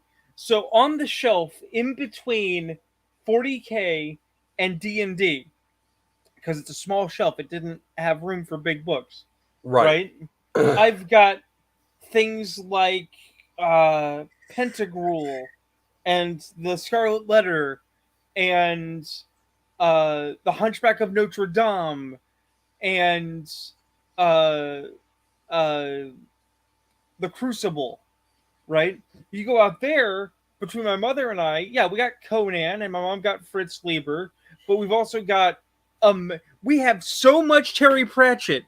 It doesn't fit on all this shelf in here. It's out there too. jeez, Okay, I I can't put all my Warhammer novels on a shelf. I mean, I might now. I think we have an extra bookcase sitting around now that was holding mom's medical stuff, but still, just we have books in my mom's closet. We have a book. We have a bookcase with two stacks deep of like thrillers and true crime novels. Okay, there are so many books, and then you start thinking about the fact that some of these are like science, and some of these are education. Somewhere I've got Foxfire books. Oh, Okay. Oh, you want to you want? Hey, government! I'm one of those scary people. I have a army surplus improvised munitions handbook. oh, jeez. Well, why did I buy this at college? Because I was playing Werewolf the There. Forsaken, where domestic terrorism is a hobby, and I wanted to have it out with my STs. I was in a game. The STs are like, you can't have explosives, and I'm like, okay, can I have napalm? And they're like, no, we're on to people making napalm with gasoline and styrofoam. You can't make napalm. I'm like, well, I wasn't going to use either of those things. And they're like, what? And I'm like, no, I'm going to use roadkill. And they're like, what? It's like, yeah, you gather roadkill, you render it down, you add some chemicals. It becomes a red paste that is a propellant. And they were like, well, it doesn't work. It's like, wait, you're telling me I can't apply fire to fat to make uh uh napalm at all? And they're like, no. It's like, okay, you're now telling me science doesn't work. I guess not in that world, but anyway. I mean, it's extra bad because they're like, you can't make napalm, but apparently they were perfectly fine with my character rigging a shotgun shell. Yeah. What's the point? Well, I can tell you, my point is right now I need lunch in a big bad way, and I've got a pound of bacon sitting in the fridge and some pancake mix I'm about to mix up. You need to make that pound of bacon a pound of something else. I need that pound of bacon like now. Inside you. I need it in my belly. Just it's good. I mean, should you It eat is an entire all pound of bacon? No. Are you going to eat an entire pound of bacon? Yes. Yeah,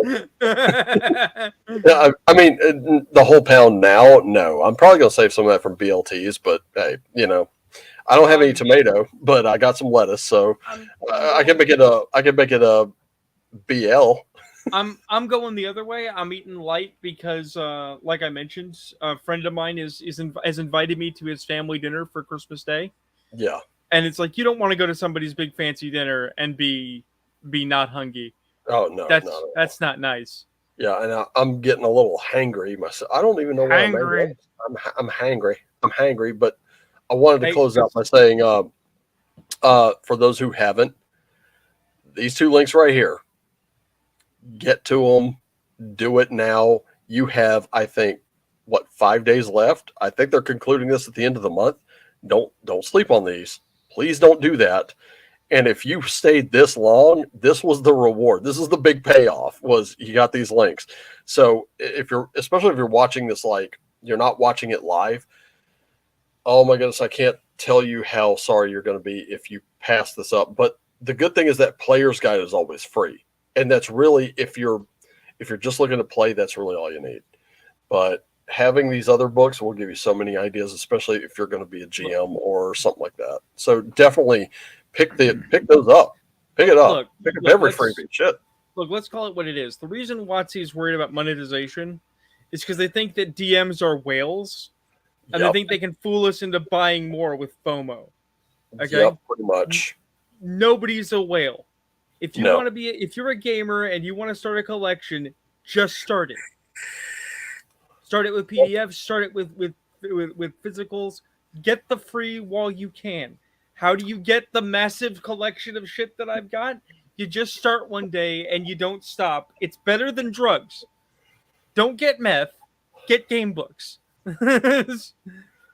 Start here.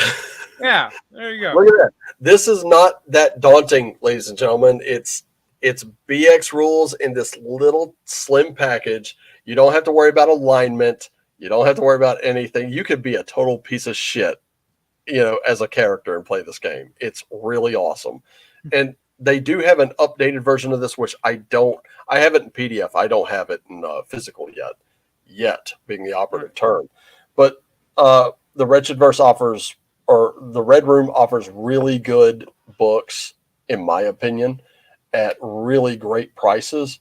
And if you took a look at that cover, the first thing you're going to think is that's computer generated art. Yeah, it probably is, but it, it's not. It's not what's on the Look, cover. That's not hey, the reason I bought it. It was what's in between covers. It's the reason I look, bought it.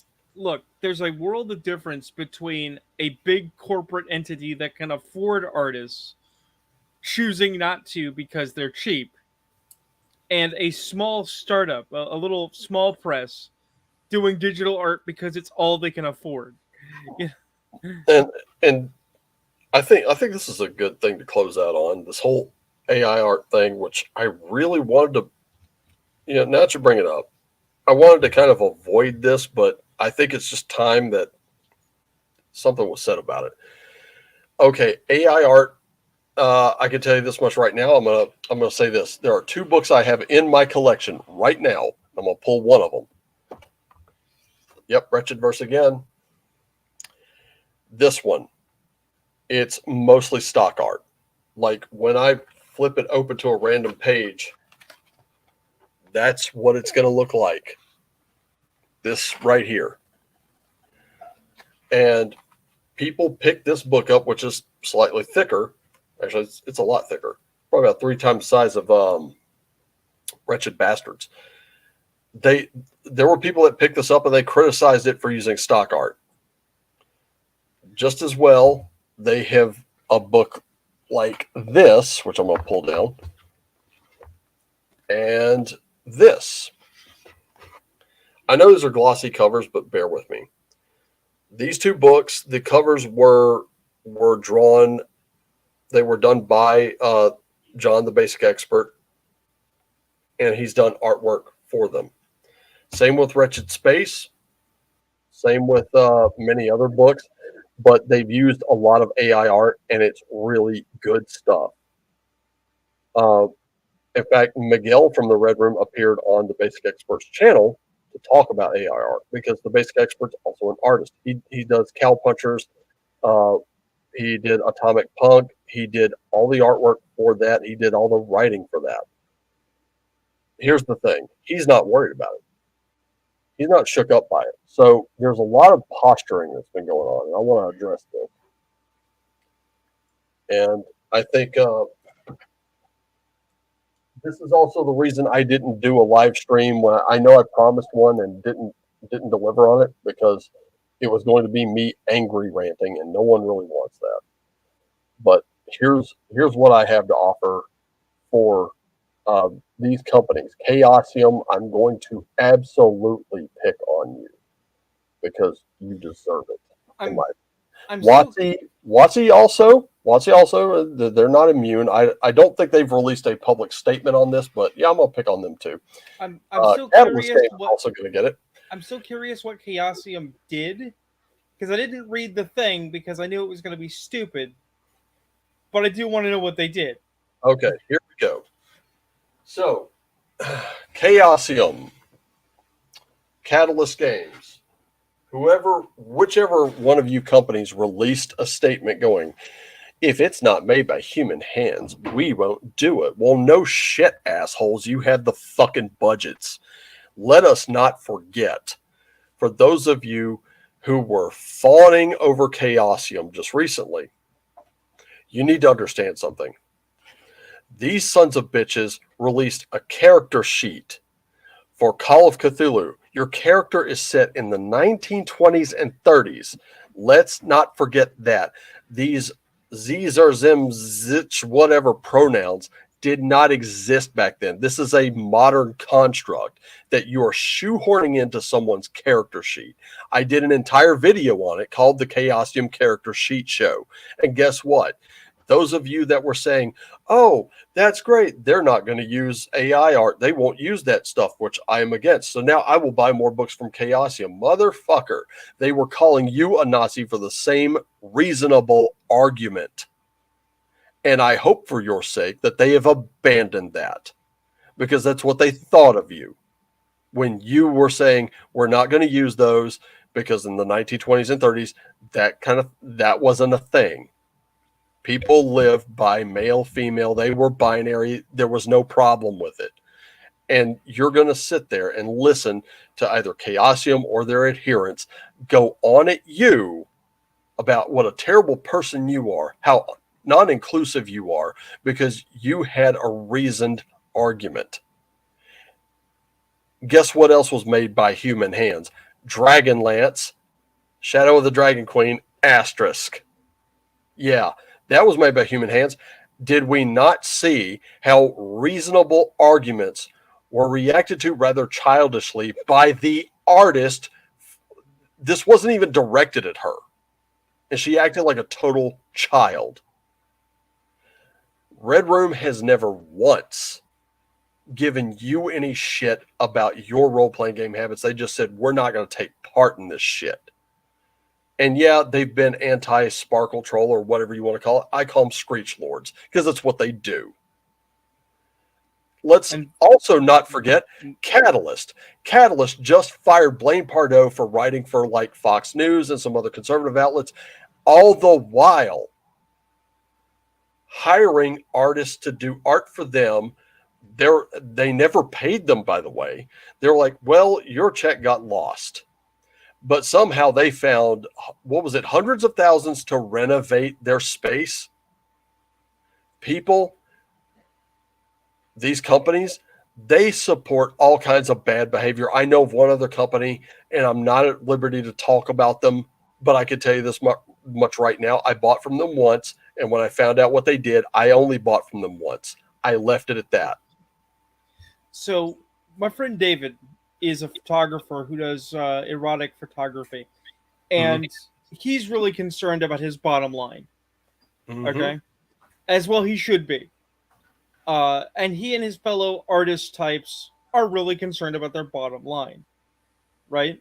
But he didn't have good answers for two problems. The first is already the art world as art is rife with inadequacy and corruption. You want in somebody's gallery? Well, you better suck bone, right? Oh, yeah, keep going. But the other thing is some years ago, and I hate to say years, but it's true, my friend in Ireland and I tried to make a webcomic as our mechanism to break into the business. Okay? And we tried hiring anyone. We didn't care. American, otherwise, we didn't care. And we ran into the same thing over and over again, usually with Americans, right? Which was a perspective that artists in the for hire medium, you need them more than they need you because they can always find work, either in porn or in general, because they'll just do whatever. And that kind of hubris has a cost. I'm not defending big corps exploiting artists and abusing them. But on a certain limited level, as far as art goes, this is chickens coming home to roost. There was always a digital frontier. There was always going to be an artificial art revolution. They're experiencing the same thing that the auto industry experienced, that the computer industry experienced, that many industries experienced that went with machinery, right? And the thing that I made an argument was that they didn't actually remove the human component. They just reduced the human component. Everybody feels the pinch. Everybody has to find new ways to work. The reason that big corpos getting AI art is a problem is because they don't have to. And there are reasons to go for real artists. Because AI art is not where it needs to be to truly be competitive with a real artist. A real artist can still do something ineffably better. Right? But there are people who's like, well, no, it's all free. It's all loosey-goosey. It's like, it's not going to be forever. All those free AI art services, they're going to go pay. They're going to get walled off. They're going to restrict the best stuff behind a gate because those companies are going to buy them. and they're going to repurpose them once the technology is clear, once it's more reliable. Because we saw that happen with everything else. Word processors used to be a dime a dozen. Now there's about 3. It's consolidation. Always has been. What we need to do is not screw each other over in the meantime. Well, the other component of this is it's very simple. The AI art that's being used right now, most of it is not free, not at all. As a matter of fact, if you want it to be any good at all, and granted, the hands are still janky. It's not perfect, but certain like some of these covers, like even just some of the art that has been presented and used. There was one on Twitter just a couple days ago, maybe even yesterday, where someone posted this warrior they had created. And they said this is really badass. Now all of the rest of the warrior was awesome. The hands were fucking janky, and so was that feather spear. But that's part of it. There are pieces of this that aren't going to go away. As the machine learning gets better, yeah, it's going to happen. So I'm telling you right now, my bold prediction, the bad behavior of the companies, it's gonna come back. It already has. WotC already started their bad behavior with D&D is under monetized. Well, no shit. And then sooner or later, you're going to see AI art in the major companies. They're not going to walk away from this. You're absolutely right. I totally agree. What I'm trying to tell you is this is it's like, okay, how can I put this? Let me go with the Monday Night War. You had WWE on the ropes. They are getting their ass kicked. Financially, they're in the worst shape of their lives. They're talking to their wrestlers saying, "Oh, that pay-per-view we did like so much money." And they're like, "Well, why aren't we getting raises? Why aren't we getting better pay for those events?" And they're like, "Well, out of that, all we got to keep was this much, and it's not much. We still have to pay for this, that, and the third out of that we got to keep." And that's when many of the wrestlers were like, "Oh, okay." You got billionaire Ted coming along. He gives Eric Bischoff an open checkbook and says, "Do whatever you want." He makes WCW Monday Nitro the top-rated show on TNT until the AOL Time Warner buyout. And they're like, "We want nothing to do with wrestling." And they're like, "But it's your top-rated show." And they're like, "We don't care. We don't want anything to do with it." On top of that, there was horrible mismanagement.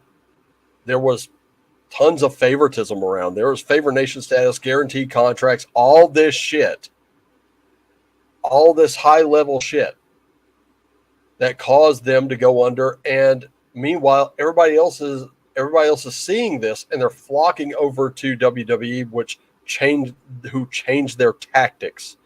And now you see WWE putting on a lot of the bad behavior. People are flocking over to AEW and dividing their time between the two. It is competition. You're up against a machine. That much is true. But here's the other thing. I really didn't want to bring my own project into this, which is dead in the water now. But here's the thing. Okay, I need to explain this because I'm still getting these messages on Twitter. And it's like, stop. If this were just an elf game or a sci-fi game or something like that, where I could have used stock art, I would have. But just when this whole shit stick started getting kicked up several weeks ago, that's when I started looking at. I tried to find stock art. I tried to find anything I could, and let me tell you something. It was going to be for Retchploitation, which I just showed you a while ago.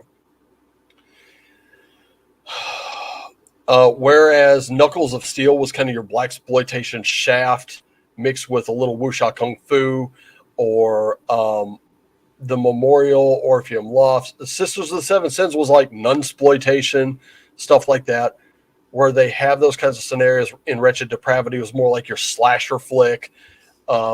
In Sanatorium was kind of like your Lovecraft type setting.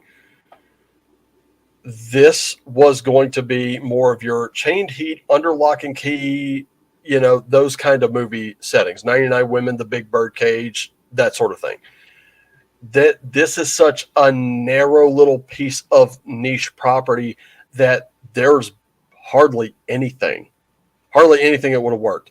And then I people mean, were throwing these sites up at me. Here's more. Yes, if it were an elf game, oh fuck. Okay, fine. How many times have you ever purchased something with a fantasy cover only to find that inside it was nothing like that?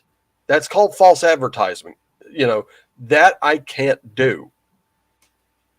well, The argument got so stupid, and I'm trying to tell people, no, this is super niche, guys. It's not that big a deal. And that's this had been weeks and weeks of me listening to this, listening to how I was doing it wrong. And that's when when I saw people fawning over Chaosium, I was like, and these big companies making these public statements, that's when I gave up. That's when I threw my hands up and I said, that's enough. I can't possibly get through to some of you. that's unfortunate to me because I wasn't pushing you in one way or the other. I was letting you just create. Yeah. I just wanted the product. I was just eager to see what came out of it. Yeah. Which is how we should be. Is we should just be like, I want to see it. Yeah. All I wanted out of it, really, and my loftiest goal with this, I had 3 stages of it. The first stage was going to be make enough to actually hire an artist, and I know John would have done the art on this at the drop of a hat. I just paid him because I know him and his art are good. I would have just paid him to do the art. I could have directed you to like 3 dozen comic skate artists who would have been like, oh wow, I can draw titties. Right. So this was going to be like one of those women in prison 70s and 80s and even some into the 90s direct-to-video type of settings. I was going to and here's some of the stuff I was going to include. Literally procedures that I know firsthand because I worked in one. I was going to include slang that I've learned over the years. And let me tell you, a decade spent in there will teach you how to speak to them or speak with them. So you hear them talking about zoom zooms and wham whams, you know exactly what they're talking about. They're talking about snacks. That's it. They've got their own lingo for shit. It's a society within a society. I was going to include some real world shit in there you could use or not at your disposal. And I was going to let you know the biggest part of the writing was going to be what the place was like. I was going to include some NPCs in there that the GM could use to kind of interact with the characters. I had an evasion mechanic I was working on to coincide with the wanted level. And then I'm sitting there, I'm racking my brains. I'm not stressing myself out over the work. I'm stressing myself out because this shit keeps getting flung at me. And these are from people, and I know some of the advice, you know what, just block them, mute them. I'm like, these are people I considered friends. And they're coming at me with how immoral this shit is. I'm like, dude, I don't have the fucking money. A Kickstarter would put me in the path of this fuckhead in office and his 81,000 armed, fucking counter accountants here. Do I really want that? No, I don't want that. There was all this other shit coming up, and I had people coming at me with just unrelated art. And I'm like, why? Why do you keep suggesting this? Have you not been? And it just showed me people weren't listening. People didn't give a shit. They didn't care. They cared about being right. And that's when I said, be right. See, because that's why, I didn't go on. Now, I'm going to say this. I'm not angry about that anymore. I'm over it. It's done. It's gone. If I have anything left of it, it's just going to be used in my own campaign. You win. Cool. That works. Okay. So I'm coming away with at least some shit for my own campaigns. Fine. But it's never going to see the light of day. Because the first level was hire an artist or artists out of the proceeds from that, and everybody's copy would be upgraded for free. If you got it in PDF, you get it immediately. Here you go. Your copy's upgraded. If you bought a physical copy off Lulu, I would have come out of pocket to send you a brand new copy. And that way you can say, this was the first edition, this is the second edition. It's just got new art. But maybe, and I might even include some new stuff in there based on the feedback from the first one. The second goal was, and this is my most lofty, this was just a self-me goal, maybe buy some old TSR books off eBay. And under barring that, if that didn't happen, it would just continue to fund my current buying. That's it.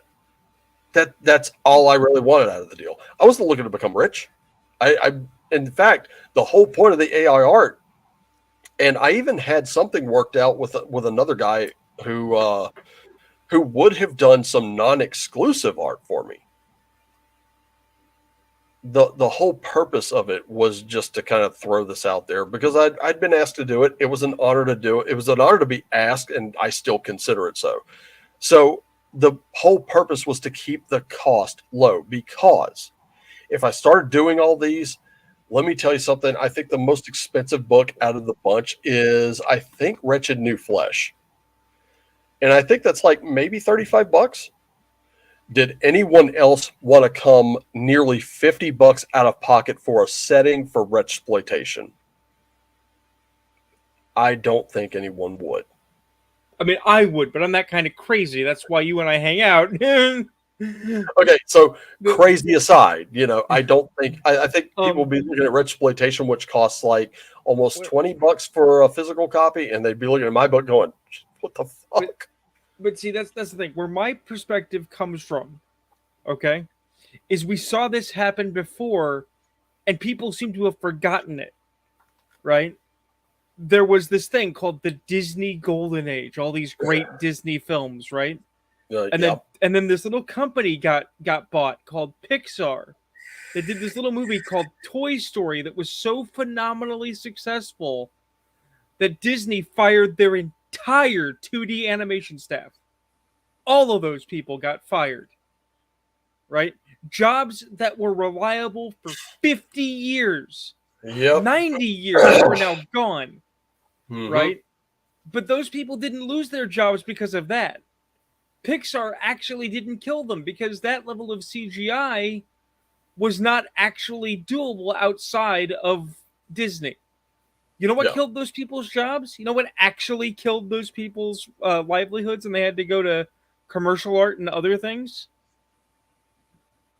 Java. Family Guy. Family Guy, American Dad, Rick and Morty. Because the art's so simple and it's rendered on a dime and they don't even have to go, they do, but they don't even have to go to Asia to get it done, but they can get it done in a sweatshop on the cheap, right? That's what's gonna hurt the bottom line. The AI art in and of itself is neutral. It's the shitty business practices that you're gonna feel, and that's what we should take a stand against. My thing is that people jump in bad with you either to prove a point or to try and essentially ride your coattails dishonestly by going, I got my art in his book. That's not good, because even if you weren't trying to get rich, right, you had a product, you had an idea, you had something of value that people were excited about that we don't get now. I don't get Wretched is the New Black because other people decided to ruin the party for me. That kind of sucks. Yeah. I mean, the notes are still floating around out there because I've literally shared it with Miguel and Sylvia. So I mean, if anyone grabbed a copy, feel free to use them for your campaign. I don't know who got them and who didn't. I have talked with some people who got it and they were critiquing it and they were like, this is great. You're leaning into the tropes while providing a little realism. That's cool. They love that. But at the same time, it was like, I'm working on this in my spare time, which is maybe if I'm lucky about an hour or two if I'm really lucky. I'm working on that, just that little space of time out of 24 hours. So this is going to take a while. Now, if I have to learn to draw, which I used to doodle all the time as a kid, I used to draw stuff as a kid, but I'm one of those, if you don't use it, you lose it kind of guys. So I haven't really drawn anything serious in a long time. I did a dungeon map, and which I figured it was like an underground cult stronghold, and I did a land map at one point. Like the stock art probably would have been okay for the one game I wanted to write, which I found out Troll Lord beat me to the punch. Wasn't mad at him. Hell, I bought it. I bought it. I was happy. I was like, shit, that takes a lot off my plate. And I could recommend it. And now the tribe is still going to produce a game at some point. So we're just kind of we're kicked back. We're waiting on Josh to, put his Shadow Crown series into, once that gets made a reality, that's great. But I like looked at this and I was like, I can't do it. I can't do it. To the people who are saying, "Oh, you can still do it your way." Well, that's not what you were telling me before. It doesn't. This does not mean the end of our friendship because this got derailed. It just means watch your moral crusades here, because that's exactly what this is. It's a moral crusade. Hell, in Texas, they just unveiled a fully automated McDonald's. And I didn't see a plethora of people coming out against that going, no, I didn't see people screaming that they would boycott it. I didn't see that. Suddenly that just went away. And I'm like, okay, here we go. Well, here's the thing. I wouldn't say that Sylvia is a soft touch. I wouldn't go that direction, right? But I would say that of the two of them, Miguel's the harder sell. Yeah, and right. Miguel and Sylvia have both talked to me about it. I've talked to them about it. And admittedly, it was kind of at my low point. But it literally, I got over it within like a day or two. The most angry I've been has been at my actual job. That's where most, like, this happened and it was already kind of irking me. And then my job happened and I'm like, oh no, I do not need this on top of that. Well, no. I've had some real life interference and of course the holidays and everything else. Mm-hmm. Right.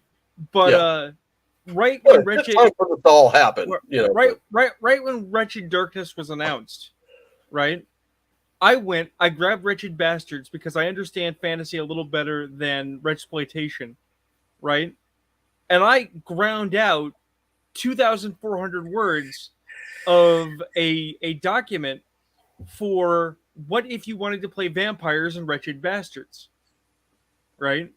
And I sent it to Miguel. And Miguel was like, wow, this is really in keeping with our work. Did you want to make a thing out of this? And I'm like, well, I was hoping to do something like this for Wretched Darkness. And he said, okay.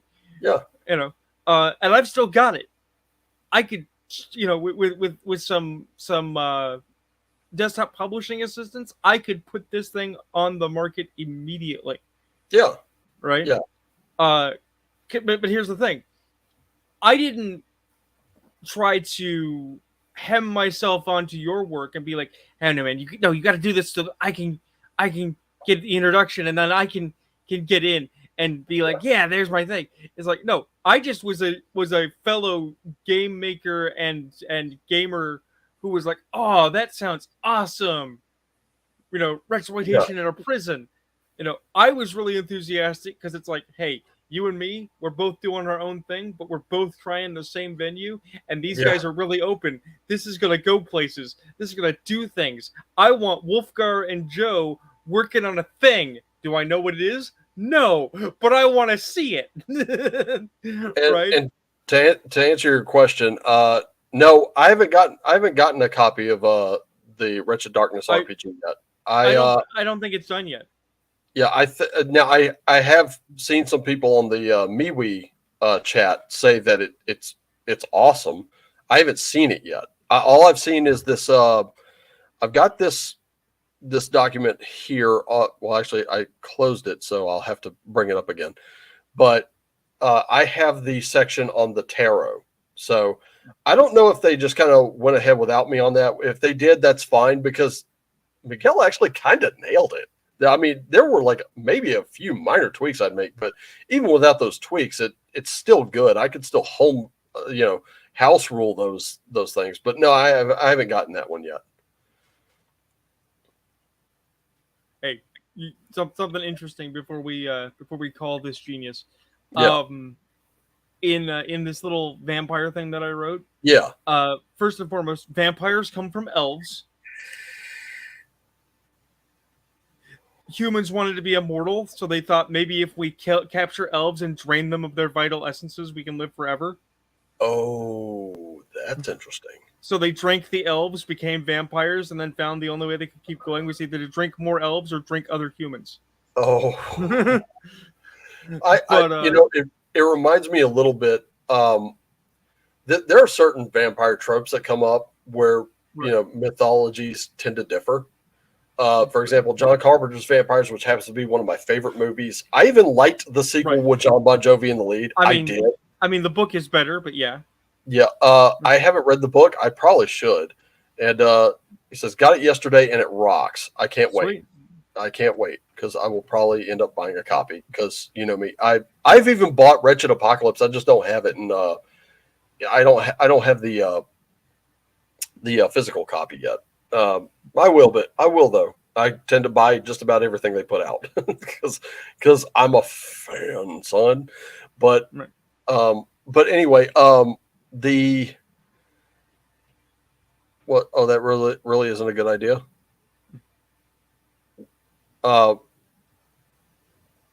Wait, what isn't a really good idea?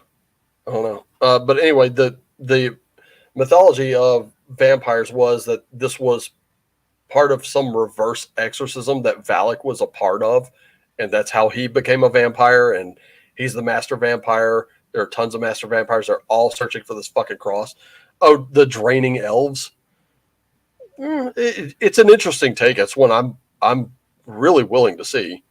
I'm willing to see that one through because it's cool. I've never heard it before. That's a new one. But I also never heard of the reverse exorcism. The being bitten part, that's been done numerous times. Dracula, Interview with the Vampire, Anne Rice's Vampires, they all seem to kind of do that. But I forget which one I was. Yeah, The Forsaken. The Forsaken was a vampire movie that didn't show a single fang, no, pale, beautiful people. This one focused more on these nomadic vampires just kind of roaming around. Okay, that's not the one. That's not the one with Adrian Paul. No, okay. no, that's the Breed. Yeah, the Breed, or whatever that was. I think I only saw part of that. I actually had it on VHS, and I don't think I watched it all the way through. But anyway, for that one, the vampires were cursed. They were cursed French soldiers who made a pact with Abaddon the demon, and it basically turned them into vampires. Abaddon went and decimated their enemies because these French forces were on the run, and then made them victorious, but it came at a hell of a cost. And I was like, oh, that's cool. That's cool. Well, I like it. I dig it. Well, but it also had a physical component where, one of the main characters was turning, but the drugs he was taking slowed it. And it was really wild. I love that movie. I had it on VHS, and that's another one I lost, and I need to get that one again because it was really cool. Well, what I was going to mention is that the various vampire abilities, the classic powers, right, are spells in Wretched Bastards, right? But to use them, the vampire's got to essentially charge up by feeding, right? The thing is that the quote limit of damnation, the mechanical limitation is unlike regular murder where you can get away with some stuff and maybe you won't get noticed. Yeah. Right? Every time a vampire kills somebody to charge their powers, it increases their wanted level.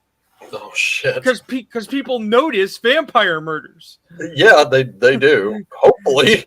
Unless you're living in New York City during Blade.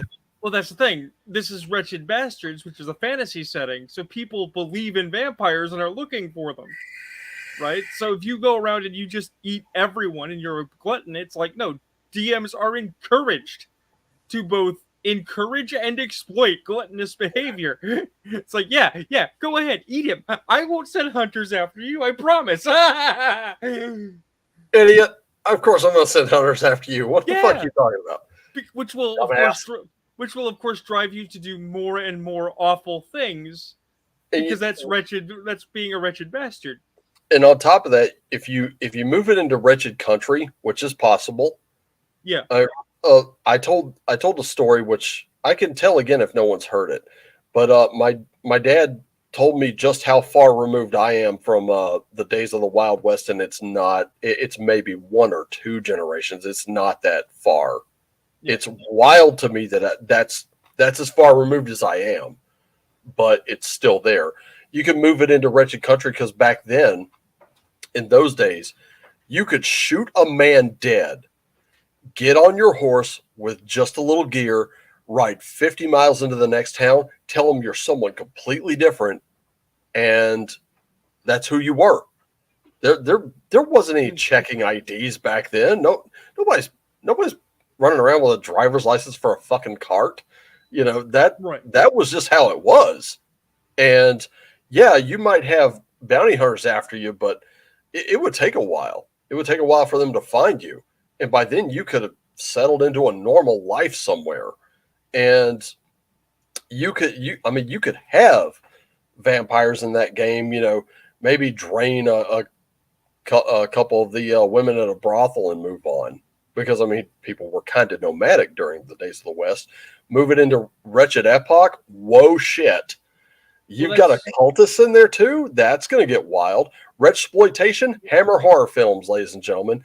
You can even do it with Wretched Epoch, too. Well, that was the important way of avoiding the more weakened elements of World of Darkness. Was these are vampires that can't just take like a couple of sips here and a couple of sips there, and you have a kind of sweet BDSM relationship with your vamp daddy. It's like, no, they actively have to kill people. They have to leave corpses behind. Yeah, the police are going to notice if you're going to notice vampire murders. That's true. That's true. That's why it's attached to a wanted level. And guess what? I got to go back through Wretched Country. I think there's a wanted level in there too. If not, there should be. Well, this is where cunning players come in, because the obvious answer, if you're smart, is you facilitate someone who's insane to set up for your vampire murders. Right. To deflect your wanted level. And if you move it into Wretched New Flesh, that becomes an angle to research how to reverse that kind of thing, because that's biopunk. You could move it. You could kind of move it into Wretched Space, but it'd be a little. I don't want to say corny, but it would definitely be there. It would be kind of funny. Well, wait a minute. If you do Wretched New Flesh, why even reverse it? What if vampirism is the technology that allows for no tissue rejection? Or you could just straight up rip off Blade and say a society of vampires that actually have like human farms. Human farms, just to maintain themselves, And then you'd have a war of purebloods versus the Turned or something like that. That would be kind of cool.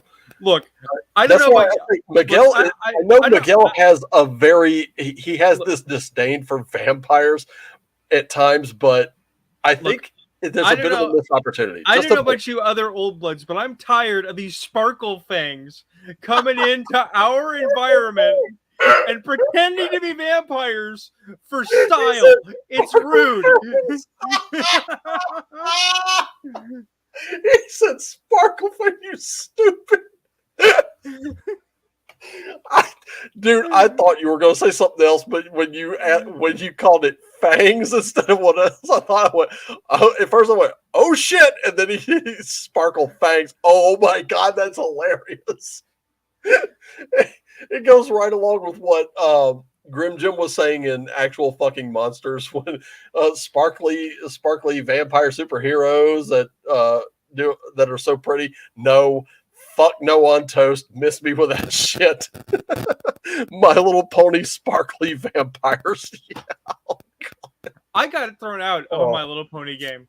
Oh, I never wanted to take part in a My Little Pony game. In fact, I didn't even know that was a thing until like the past 2 years. I had a housemate who was going to run My Little Pony, whether I wanted them to or not. So I was like, sure, I'll play your game. So like, okay, Joe, what do you want to be? It's like, I want to be a bat pony. It's like, okay, well, what are you gonna do? It's like, I'm gonna be a jester. It's like, okay, well, how are you gonna be funny? It's like, I'm gonna make toys for people. And they're like, okay, what are the toys like? It's like, they're violent death traps. What? What? It's like, yeah, the joke is you die. And it's like, well, what kind of death traps, Joe? So I described how I was going to make a feed bag for someone, that the more you ate, the more a spike was driven into your body from behind because you were stuck Christ. in a chute and couldn't escape. And they were like, Joe, that's not really friendship is magic. It's like, no, I think it's pretty magical. Yeah. This is like I didn't even know My Little Pony was a thing until as an RPG. I didn't know it was a thing until about maybe the last 2 years. It's- Like when I found out, I went, I'm I'm What? gonna be an asshole and say it's not. I know lots of people that will swear up and down that it is, right? right. But unless there is a actual My Little Pony RPG that is just My Little Pony, that is official from Hasbro, right? Because I think it's Hasbro that is My Little Pony. Yeah. There is no My Little Pony RPG because any of the fan games and any of the My Little Pony, but in something else like Fallout My Little Pony, right, are not My Little Pony games. We wanted to play other games, but we wanted to do it cute. Yeah. And this just And- came up. The Night Strangler is perfect fodder for exploitation. Dude, the Night Strangler, yes, that is cool as beans. In fact, serial killers in general are perfect for exploitation. Brony the RPG. Oh yeah, I knew about the bronies. Oh god. Well, Wolfgar, if you and I ever get around to running a exploitation game, can I be Kolchak? that would actually be pretty cool. I know, right? Cool. But that's like that's what I kind of pictured Night Shift as, was Kolchak the Night Stalker, but a lot more serious. Like it didn't have the camp to it. Well, but still, Kolchak and I hear likely Arrow on the Basic Experts Gilded server just mentioned he's getting like rid of some of his World of Darkness stuff. I was like, and my ears perked up. I was like, you found a buyer. What do you have, and how much do you want for it? I will buy it piecemeal off of him until there's nothing left. If he's got a copy of Ashen Knight and Ashen Prince, let me know. Those are from VTM Dark Ages. I've only got Ashen Thief. I need the other two. I think there's an Ashen Priest as well. And this one, Brony the RPG in Santa Sack. Ew. Rib for her pleasure. Ew. I just think it's really sad how everybody sells out. as they literally have product placement everywhere. Look, I can't talk about this anymore. I've got a headache. Well, here, try this. Oh, Nuprin. Little yellow, different. And the bad part is we're old enough to remember every one of those ads. This is boomer stream now. Oh, we're totally Gen Xing the fuck out of this one. You want to know how deep this goes? I recently exposed a friend of mine who had never seen Wayne's World to the Bohemian Rhapsody scene. Oh shit! Because he didn't know. Wayne's World introduced me to an entire album of Black Sabbath that I didn't know existed. Really? Yeah, the song Time Machine, when Dio was with Black Sabbath. Would you believe I have... Here I am, 44 years old. I'm about to make this suggestion. Everybody's going to gasp. Or confession, rather. I have never listened to any of the Dio or later versions of Sabbath. I've always been listening to Ozzy. I mean, yeah, Ozzy, but...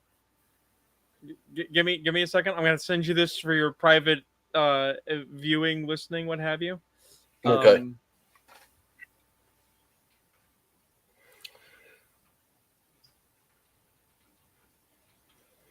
I mean, I have a pretty good track record with sending you stuff, as I understand it, since you apparently destroy your eardrums. But here's something else. Got the complete Dark Ages Vampire Collection and converted over to Night Shift. That's exactly what I would be doing. That's exactly what I would be doing.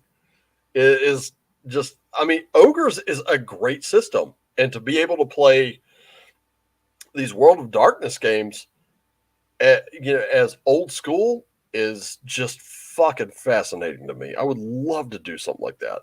See, Deal was excellent with Sabbath. Okay, you know what? I really, I know I should check it out. It's just, how can I put this? It's like Death Magnetic by Metallica. After being disappointed so much, I just wasn't interested. And everybody's like, "Oh, it's a great album." There's okay, Time Machine. Yeah, I'll check that out soonish. But yeah, the going back to this for a minute, converting Wraith the Oblivion. Because here's the thing: when I got Wraith, I got it because it was being blasted out of this comic book shop super cheap, and all the books were such that I was like, dude, look at this stack of books. I mean, it was a stack like this I was taking up to the counter, and I might have paid $30.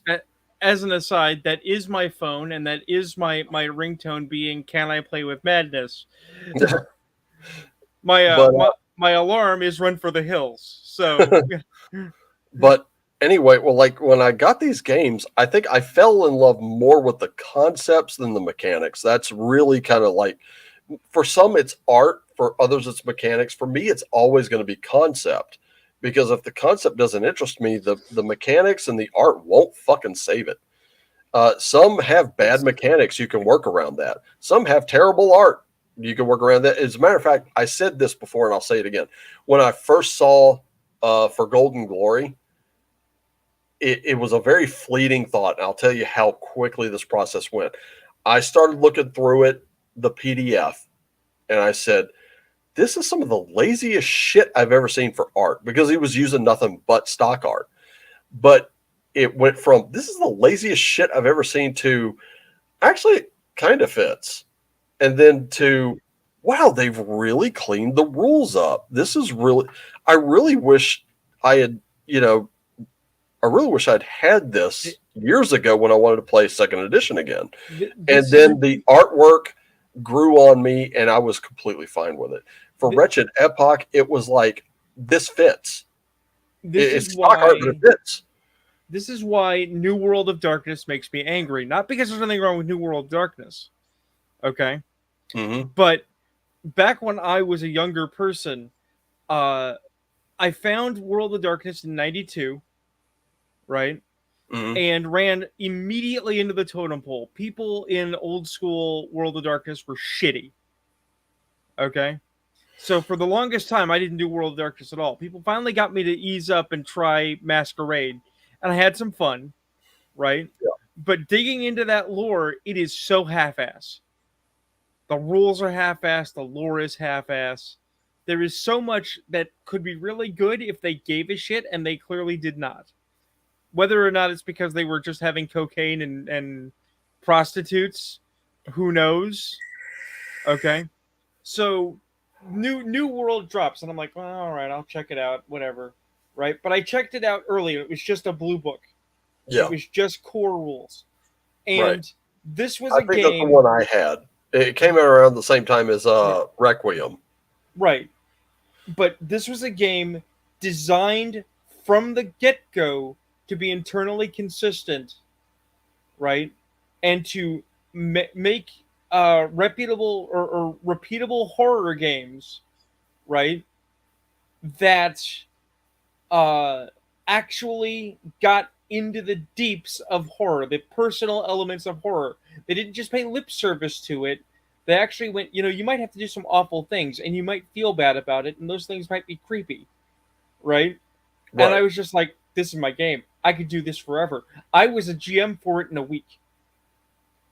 Yep. Because some games you just know. It's like, I can run this. Yeah. I mean, first seeing, just like pulling it off the shelf at Books A Million, looking at the cover of World of Darkness, that blue book. I saw that and I went, there are so many places I could go with this. Like I hadn't even cracked it open yet. It took me Well, about 5 seconds to crack it open, but in that 5 seconds, I thought there's so many places I could go with this, so much shit I could do with this. The possibilities are endless. I thought the same thing with Wraith because I was like, you can resurrect your dead characters. All those characters that got killed in past games, doesn't matter what game it was, you can now play that character again. Only now they can go and do anything that it would be like that movie Ghost with Patrick Swayze, right. which I know there are some people that roll their eyes at it. They're thinking, "Oh, it's one of those No, romance no, movies." no, No, no. that That movie's freaky. that movie is fucking wild, and that was where my mind went with Wraith. And I was like, That's not only that, you have this other realm there. okay. So now you're having to operate between the two. Holy fuck! I could totally get So, into this. And trying to sell that to the BTM group I was part of, it was like, no yeah, dice. but see, here's the thing. Here's the thing. I can sell you on a New World game right now. Okay. Mhm. Okay. So if Wraith is Ghost, and it is right because you got the hobo who can do psychokinesis, Mhm. right? But he can't smoke, right? Yeah, And any bad guy that Patrick Swayze kills, you watch the the blackened shadow. spirits tear him Yeah. apart and drag him off. Okay, Oh, that's so all. good. That's Wraith. That's all Wraith. Okay, Yeah, Eric, I that's the thing. agree. There was plenty about Okay, Ghost that was fucking here's the terrifying. thing. Geist, which is the New World style of Wraith game, Mhm. okay, is Stir of Echoes with Kevin Bacon.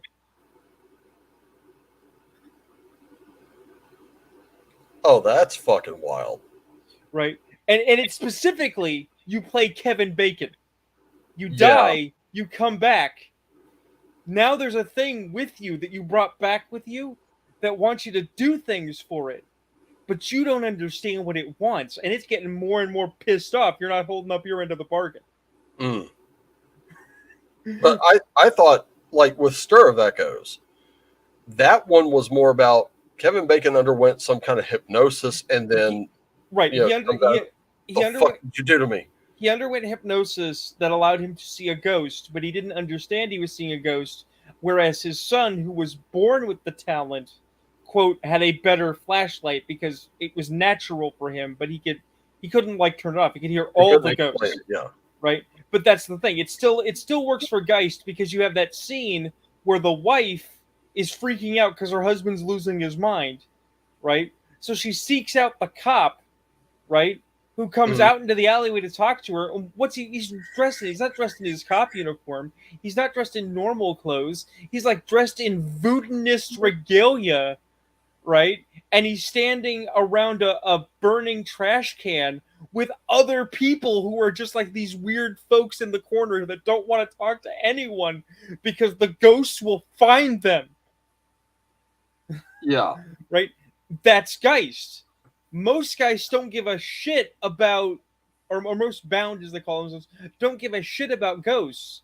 But if the ghosts discover that a bound can see them and communicate with them, and they're not already a specialist in helping ghosts move on, Mhm. that they'll chase them around and try to communicate with them. And we're talking about ghosts in the world of darkness who sometimes don't have enough mind left to know what they're doing. So you also get like Sixth Sense. Can you imagine being a dude on the street waiting for the bus and a 16th century priest who got set on fire is trying to tell you, please stop the burning, and he won't go away? That comes across a little like the Sixth Sense almost. No, that's what I said. It's Yeah, also got some Sixth Sense in it. it's but like I that seems a little more in line with what they were trying to do with Demon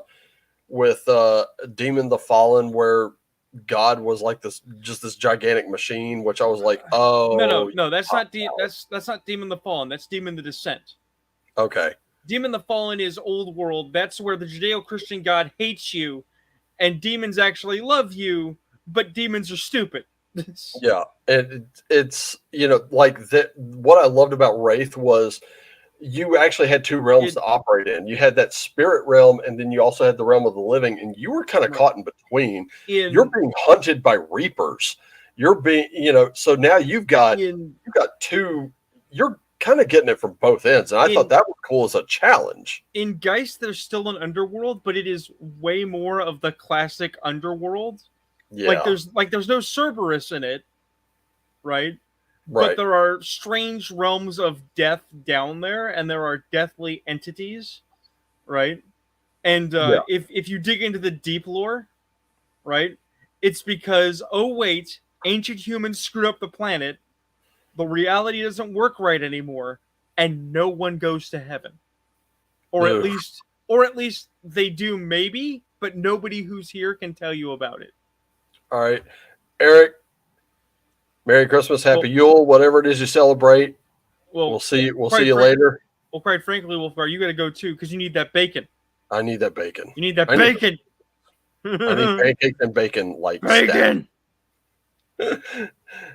I need the fried remains of living flesh. The bacon. Actually, it's not even living. It's not even living, but it'll do. It'll be crispy. You know where you're going? Flavor country. Yeah. I think I'm going to do the bacon first, and I'm just going to leave that bacon fat to, get that cast iron griddle nice, and then it's going to be the pancakes. Yeah. Have a little flavoring in the pancakes. You're going to go right into that food coma. You're just going to lay there and be like, it's going to be bad. I'm so glad I podcasted earlier in the day. Yeah, we've been going on for a while, but that was like I pretty much just gave you my thoughts on your eat one meal a day program completely sucks, and then sleeping you kept all of it. Yeah, but you're a liar. You're fat liars. But that's like my thoughts on this whole AI art thing were it's something useful. I'm not going to fault anyone who uses it, because I understand. And especially if you're making inexpensive books or games or whatever, you're lowering the barrier to entry even further. I can't fault that. And there are people who they do it a certain way. I think the only thing that really irked me, like that just made me go, was when I guess all the suggestions that they were putting forth, I'm like, you don't understand. And I'm trying to get them to listen. They're not listening to me. It's obvious. They've tuned it out because they don't want to hear it. They want to be right. And when I told them, I don't even have the notes anymore. They're gone. I don't have them. What am I going to do? Retype all this shit? I'm not going to retype all this shit. And some of it wasn't even in the fucking notebook. I started the notebook as a way to keep the curse of the blinking the cursor from supplying me with writer's block. And then I got, independent isn't for everybody. I mean, I challenged a physicist to a 1v1 me, bro, today. Nobody on Twitter listens to anybody. No, it just got stupid, and that's when I was like, yeah, I'm out. And it's not that I gave a shit what anyone else thought. It was, I don't want to listen, already got a reputation for being a Nazi because, hey, I won't conform with the Screech Lords. That's just not going to happen. When I said, leave my table to run as it is, apparently that was a Nazi and fascist thing. When they demanded I say fuck Nazis, I said, okay, fuck Nazis, fuck communists too. That just got me labeled as a Nazi. So, and then on top of that, the minute this comes out, those assholes are going to be all over it like white on rice in a snowstorm, saying that it's misogynist. And fascist, because you can do else with a shield. Because whatever. And I'm like, I'm just sitting here like, this is just. I think no. but in matter of point, did you hear about this stupid with Neil deGrasse Tyson? I've heard a bunch of stupid with him today, because of course he did, because it's Christmas. I've seen his post. I just went, skip. That's what I mean when I say I got into it with an astrophysicist to 1v1 me. Is I responded. He did not. No, he's and here's the thing: he's been caught plagiarizing most of the work he's released. Right. So right then, I'm like, you lost me. I said, Mr. Tyson, are you an elf? Do you have an intrinsic understanding of magic? Can you measure the energy generated by the aggregate belief of children worldwide in both magic and elves? No. Then shut up and go do some actual science, you disingenuous provocateur. Actually, I could sum that up in 2 words. Fuck off. Yeah, basically. Fuck off. Because really, anybody who on Christmas Day is going to shit on the fun for the little children needs to fuck off. Fuck off. This is like, I actually watched a few episodes of Young Sheldon, I'm like, I've tried with Big Bang Theory. I just found Sheldon to be the absolute most obnoxious character among them. And then they did an entire series, Young Sheldon, and I was like, this is the most obnoxious character I've ever seen, and I just tuned it out. I was like, I'm done. But here's the secret, man. Here's the secret. You know how we all blame Critical Role for screwing up tabletop gaming? Yeah. Okay, get this. So Big Bang Theory came out in 2007. Mm. Big Bang Theory popularized a lot of D&D. Yeah. But I dare say it got started somewhere else. Mm. The movie Airheads. Hey, I played D&D too. Yeah, there's that scene where Chaz is like, I was a dork in high school. I had really short hair. I played Dungeons and Dragons. And chess club. I was in chess club. And then you just hear this like hush over the crowd. And then there's this one dude. He's like, hey, I played D&D too. And they're like, yeah. And there's Lemmy over there. I was editor of my high school newspaper. And yeah. Look. Stuttering John. I used to masturbate constantly. They're just beating the shit. Look. I just want to drop into a pool while I do my drum solo. It's like, what? You can argue that film got some bullshit started, but you can't deny that film is a modern piece of art. It is great. And trick question, Lemmy is God. Yes. And it was Egon of all people. Which one did you go with? Eddie Van Halen or Sammy Hagar? Sammy Hagar. He's a cop. Like, wait a minute, hold on. I'm a Sammy Hagar fan too. God damn it. All right, let me get this straight. So you're called the Lone Rangers. There's 5 of you. You're not exactly lone. No idea what you're saying right now. He doesn't wear a helmet, does he? It's one of my favorite parts. Look, you've got a captive audience. There's only one thing you can do. Yeah. What do you want to say? Rock and roll. That's why you're going to jail. Rock and roll. It's like, shut up. I love this guy. He wipes his ass with his record contract. That's what we need to do. I don't know what day, I don't know what structure, but you and I, and possibly other associates, we need to like start having, I don't know what you call it, like illicit movie night, something, where we watch stuff that rocks. Maybe do what Cartoon Network does. Put it onto a screen that's like 1/2 an inch wide, so everyone else is watching it too while you react. Well, actually, they have like tons of channels like that. I think Cinebinge and You, Me, and the Movies and Devin G. Those are my 3 go-tos for that.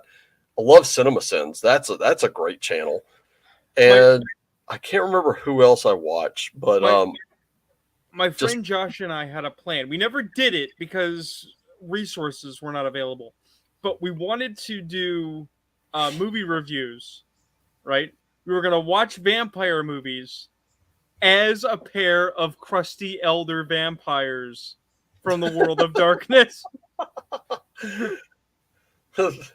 Oh, this pure blood thing again. Oh, God. I'd be a great Russian vampire. Lestat is right. Louis is fucking whining. Look. Shut up! I don't understand. Are they saying that we're all 200-year-old pedophiles? That is creepy. That is very creepy. It's very I do not. wrong.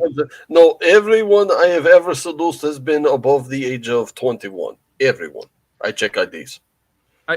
I do like this what we do in the shadows, because it is correct. The reason we prefer the virgin blood is because it's like a sandwich, and you would want to prefer to know that no one had fucked it. It's like you don't have the tampering, right? This is not someone putting processed meat in your sandwich. I do not know. No, this is someone putting their meat in my sandwich. I don't want Jesus, it. not like that. God, that is like porno film, bad porno film, which I did not know existed until 2 days ago. That's what I've been. Just quippy shit like that. That would be great. Do you think vampires that sit around and just watch the sunrise on television are just watching sun porn? I would hope so. Otherwise, what are we trying to save? Just ripping off Armageddon. That would be hysterical. Some Ben Affleck type sitting there with the short cropped hair, fangs, and pale and athletic looking. Do you think there are other people watching sunrises on their big screens right now? Well, I hope so. Otherwise, what the hell are we trying to save? You ripped that off Armageddon. Yes, I did. I totally ripped off Armageddon.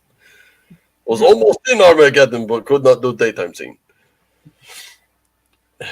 That is one of those character types I want to play that everyone thinks is a broken bullshit. I want to play a player. It's the best bloodline in New World. In Vampire the Requiem, there's a bloodline called the Players. They're in LA. Okay? It's made up of vampires who wanted to be like Louis. They wanted to be beautiful and sexy and awesome, right? But they got embraced by a maquette who are sneaky and shadowy and wise. Oh, right? No. So what they did is they worked really, really hard, and they made a change to their blood. So they got majesty, right? Right. But their fake it till you make it mentality is so strong that that's literally their bloodline weakness. Over time, their powers work on people less. So they can walk into a room and be the coolest guy for 10 minutes. But the next night, God, he's boring. Right? He was cool last night. What happened to him? Right. So what I want to do is I want to play a player who's an agent. He knows he'll never be on the stage. He knows he'll never actually be able to make himself a star. And he hates his clients. But he can do the handshake deal and the 1 minute pitch. Right. Right? So he walks in, he's like, "Hey, buddy, here we go. Let's go. How you doing? How you doing? How you doing? How you doing? This guy you want to hire. Why don't we make that contract happen right now?" Yeah. Okay, here is elevator pitch.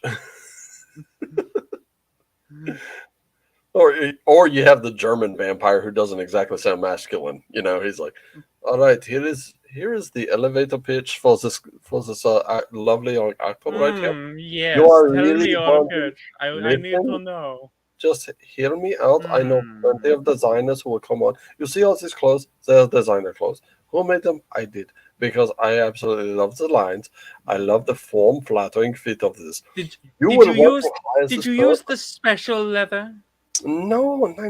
We use genuine leather only. Genuine leather. No. Not this fake vegan shit that goes around. Plus, we use every part of the animal. We use the bones for the buttons, so you see they are very nice. Excuse me. I'm just checking records here. What's this about? You worked for Hugo Boss between 1935 and 1940? Oh, that is nothing. It was a formality only. But I learned many design functions from them. You will love it.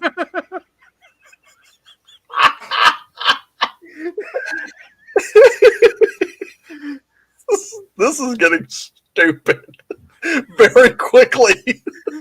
It's because you're starved. You need food. I need food. So I think we're gonna close. We're gonna call it like right here. We are over 4 fucking hours for the just like the mead hall. The mead hall went Right. 4 hours. I think 4 hours is good enough. So, what do you want to wrap up with? I mean, Merry Christmas to all, and to all, go get tests. What do you want? Uh, yeah, not much else to do. In the meantime, I'm gonna go have pancakes and bacon. So, Oh yeah. as always, love you all. Take care of yourselves and each other. Always do and play what lights you up. And as always, shine on, play on, do whatever you want. It's fuck it. It's Yule. Fuck it. It's Yule.